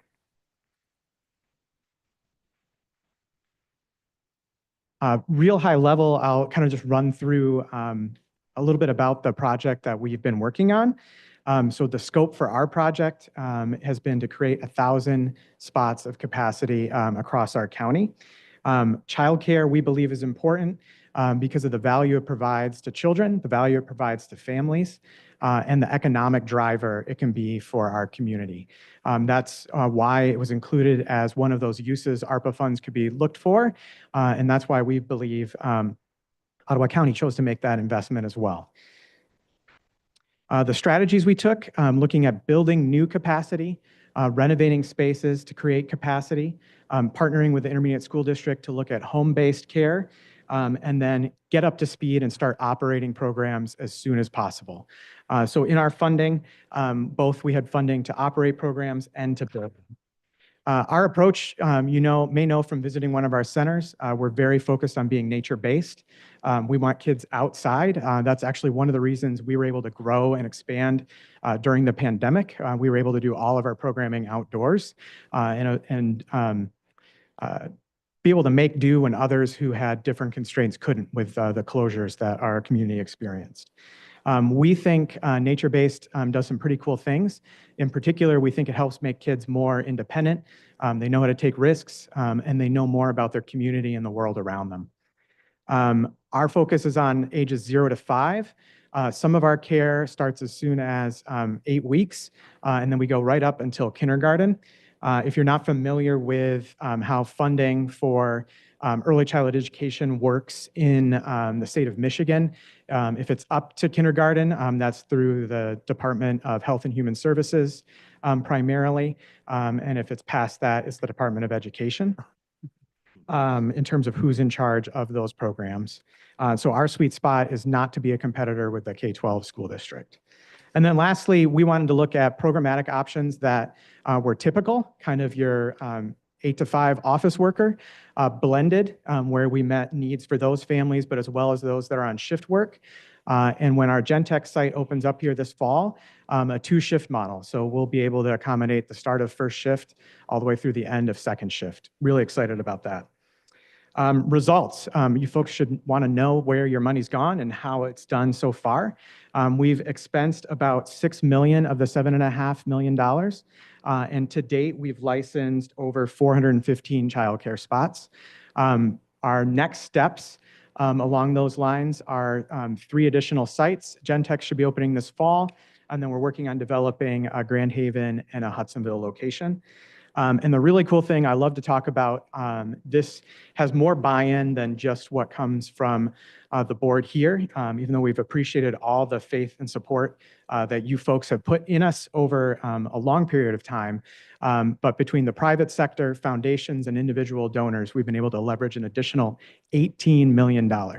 And my facts and figures, Karen can probably double check me on that, but the total pot of ARPA funds that the county distributed was somewhere near 56. I was close. And so even just as a match on the rest of those dollars in total, just from our project, we're really, really proud of that. We'd love to invite you. We plan to have an opening event on September 9th at Gentex. It's going to be one of the largest centers we have. I'll make sure you get official invites as those come to bear, but we do have that date set in September. And I'd be glad to answer any questions if that would be appropriate at this time, Mr. Chair. Absolutely, Dave. Doug. Yeah. Hey, Dave, thanks for coming in. I appreciate your patience. No problem. Public service is not an easy thing. You guys have a lot to cover. Yes. I wonder if you could talk about the Grand Haven situation. I think it's the Mary Robinson Elementary School. Yeah. So right now, part of our goal was to have a place in Grand Haven. And so primarily we've been looking at a build our own approach. We actually received 20 acres of property donated by Shape Corp. In designing that, we're working with the Planning Commission there. There's some complications that I'd probably need in-house counsel to answer around the location of its proximity to the airport there. And so it was going to be delaying our ability to implement. Concurrently, we've had a long-standing relationship with the district in Grand Haven. They approached and shared that they were looking at some changes in how they'd be operating the Mary White School.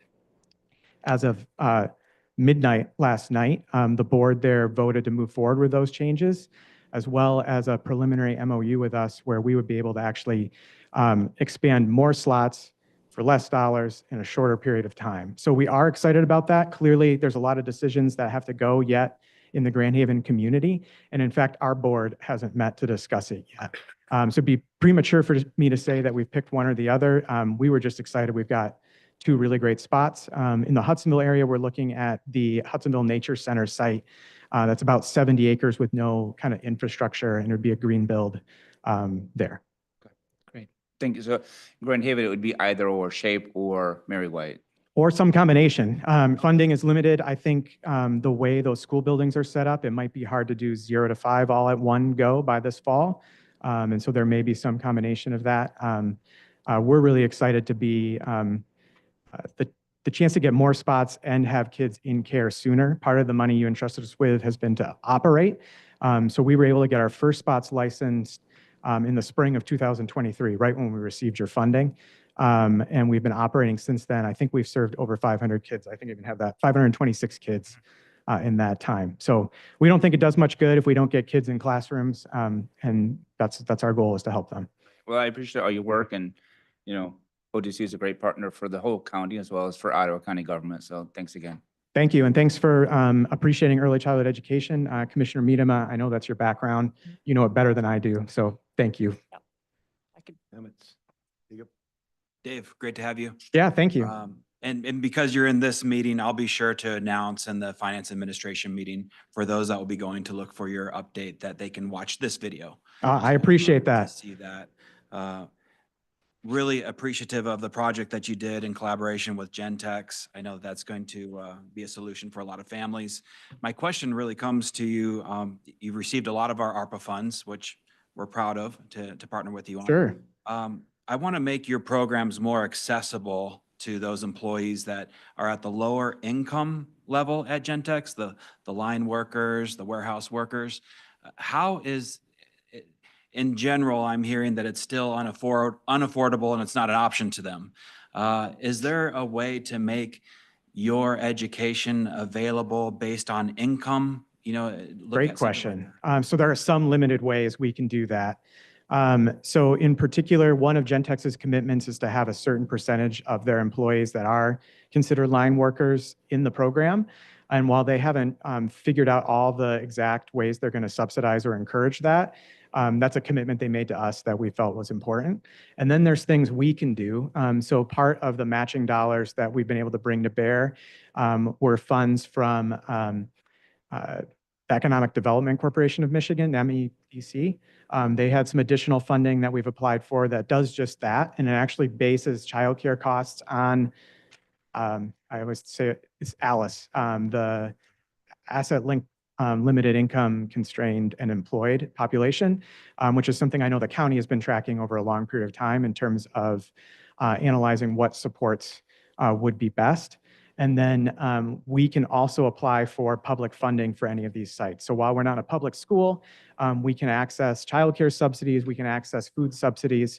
Obviously, those come with strings, attachments, and uncertainties. And one of the things we continue to look at is how to have partners like a Shape Corp, like a Gentex, Newell in the Hudsonville area, who are all committed to seeing what's best for their employees, because they know that's what drives their business, is looking at how they can fit it into their benefit programs. So we're trying to turn over every rock to do that. One of the other major ways we partner with the intermediate school district here is through the Great Start Readiness Program, which is the publicly funded preschool spots that the state of Michigan provides. That programming evolves over time. We don't know what they're budgeting for until long after we've enrolled kids in those programs. And as you can imagine, the state's a shifting landscape on that. So none of my options are perfect other than if you know folks whose passion is around early childhood education and they're looking for a philanthropic way to support that, I can accommodate. So happy to keep that conversation going. So are you saying that potentially household income could be used to help unlock some remaining ARPA funds? Yeah, so in fact, we've piloted that right now. So in any of our spots right now, folks, if they're willing to share, it has to be substantiated because it's state money, share where they're at as a family on income. We have a sliding scale for their tuition. We've not used ARPA dollars from the county to do that. That's been separate funding. Okay, great, thank you. Yeah, good question. Have you looked into the Tri-Share program at all? That's a state-run Yeah, program. I know interesting model. It's the three, and I cut you off, Commissioner, I apologize. Yeah. I just love talking about this. No, So no, no, I jump please. right in. Please, please. So what the state realized early on is that, hey, it'd be great to get employers to participate in this. I think the notion of it is exactly the same thing we're trying to do, but our approach is just a little bit more local. So they have guidelines on where you can fall in income bands. And I think it's up to 200% of federal poverty. And for a line worker at many of our manufacturers, they're outside of that range if one parent's employed. And then the other challenge is the state bureaucracy logistics of trying to make those dollars shake through. The Goodwill Industries, I think, coordinates it for our county. They've been a great partner. They've met with us to look at it at different points in time. But anytime a business is trying to plan for now and a third of whatever that program is relies on the state of Michigan doing something, it's a challenging aspect of it. Right. Yep. My boss out in Lansing actually co-sponsored the legislation to bring that program into existence. So it's something I'm pretty passionate You might even know about. more than I do. Yeah. Well, I know a little bit about the direction we want it to go, and ultimately we do want to raise that income level to be more like 500, 600% of the federal poverty line.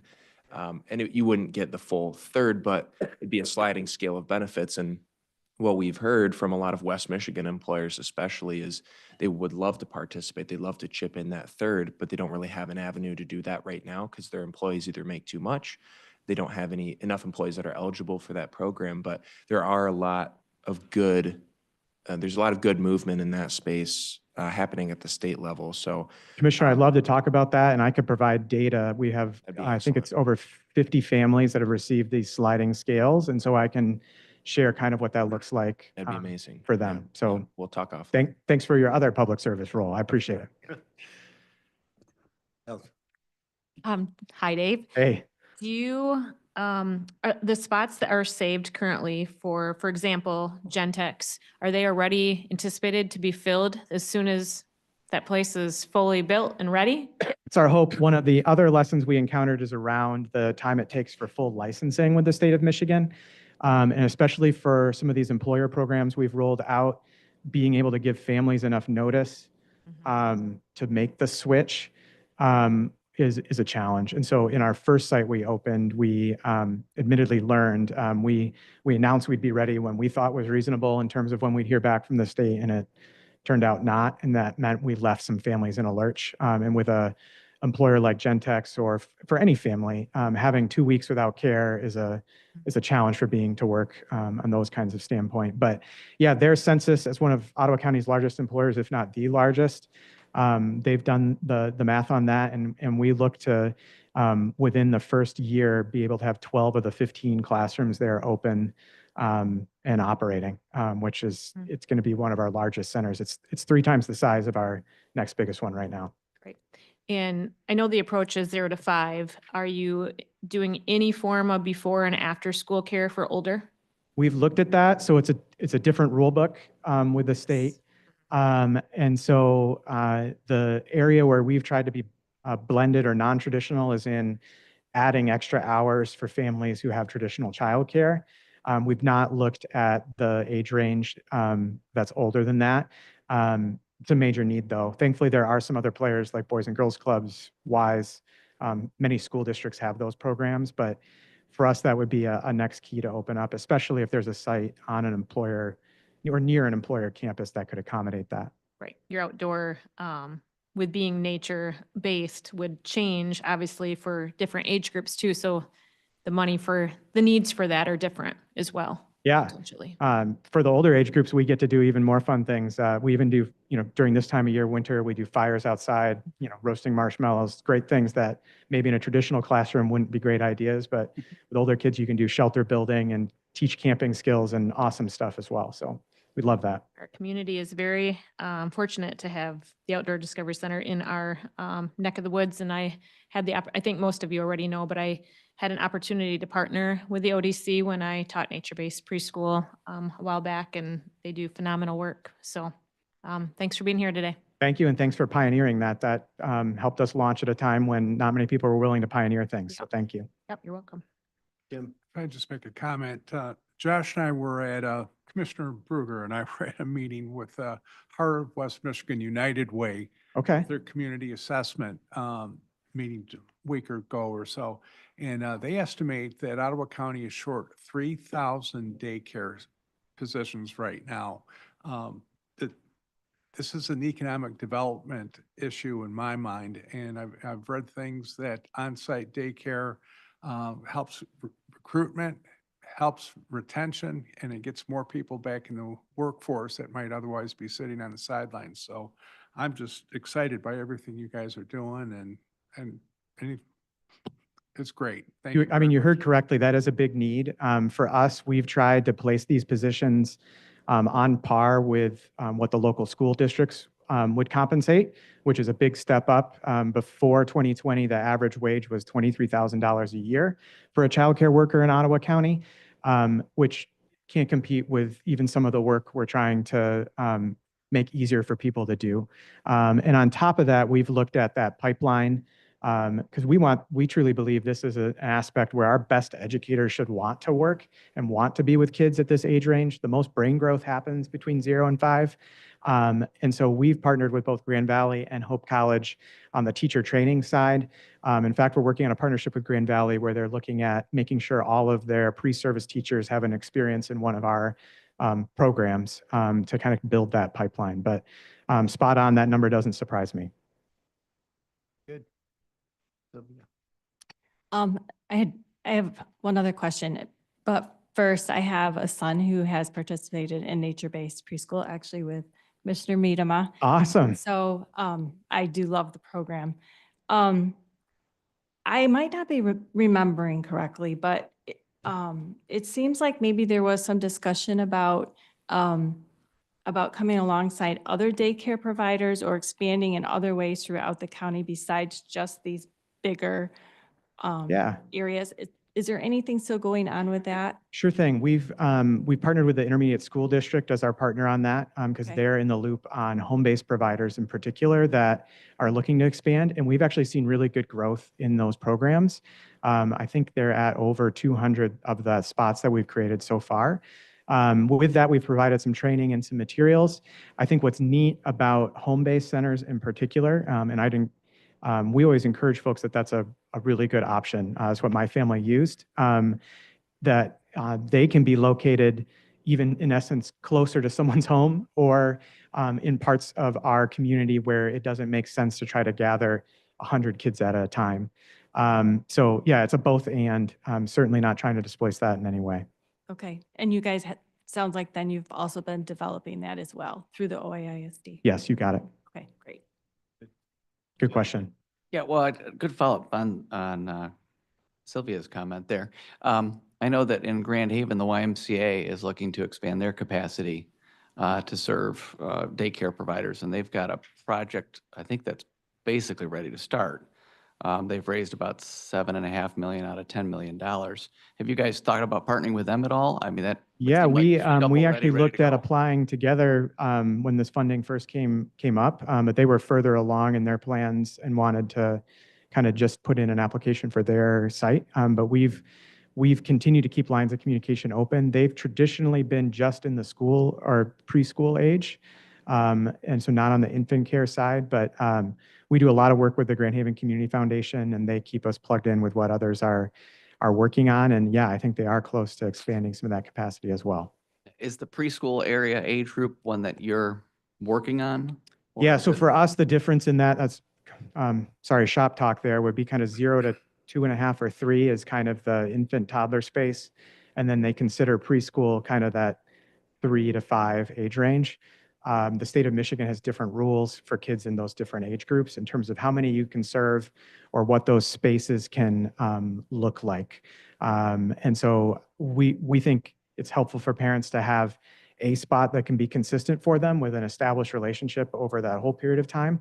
But there's lots of early childhood centers or child cares that kind of segment that out as well. There's not necessarily a right or wrong. Got that. Then a follow-up question for you. It's a numbers thing. If the goal was, I'm looking at the results page here. Yeah. If the goal was 1,000 spots and we've created 415. You're asking why that's not the same percentage of dollars? Well, here's what I'm going. Well, we've used 6 million of 7.5, and we haven't even hit 50% of our. Yeah. target. So a lot of that has to do with at what stage I count the number. So when Gentex finishes in September, that number will double. We may even be up over our goal by the end of the year, depending on how some of these other partnerships go. So That makes me. when I'm counting wins, it's only after the state of Michigan has said you're licensed and you can have a kid in that room. So That's good. Because I did the quick math, and we'd need about $30 million to address 3,000, a shortage of. that'll be close to the match we've supplied. So your math isn't off on how that percentage shakes out, but yes. And I should say thank you both to Karen, other members of the finance team, and the county for investing in the contract we have with Guidehouse. They are a third-party evaluator that your commission has paid for throughout this process, which we've appreciated because it makes sure we're dotting i's and crossing t's with those federal funds in a different way than your other ARPA projects needed to do just based on our program. Very good. Well, thank you, Dave. I get the privilege to sit by Dave once in a while at the chamber breakfast on Friday, and he's very passionate about what he does. So thank you for that passion, and thank you for what you do in Ottawa County. Appreciate it. Thank you so much for letting me speak a little bit earlier. It helps me with my day. I appreciate it. Hopefully your day speeds up too here, but thank you so much. Perfect. At this time, it's a second chance for public comment. Any public comment at this time? Any public comment? Great. Motion to adjourn. So this time we are adjourned. We'll probably meet at 1 o'clock. Is that work good for you, Jacob? I was going to say 10 minutes, but do you want to I'm gonna grab a bite. grab a bite to eat? Is that what you're saying? I took a sandwich, so. 1 o'clock is fine. All right. Our next meeting for next month is going to be a day later, correct? Because of our legislative, 2 days later. Thursday instead of Tuesday because of our legislative in Lansing. So just put that on your calendar, and I'm sure What's the date on the? you will get information from Stephanie. Yeah, go, what am I missing? Though, The actual date? yeah. We done? Yeah. It's April 10th, 10th. the 10th. Okay, very good. When you talked about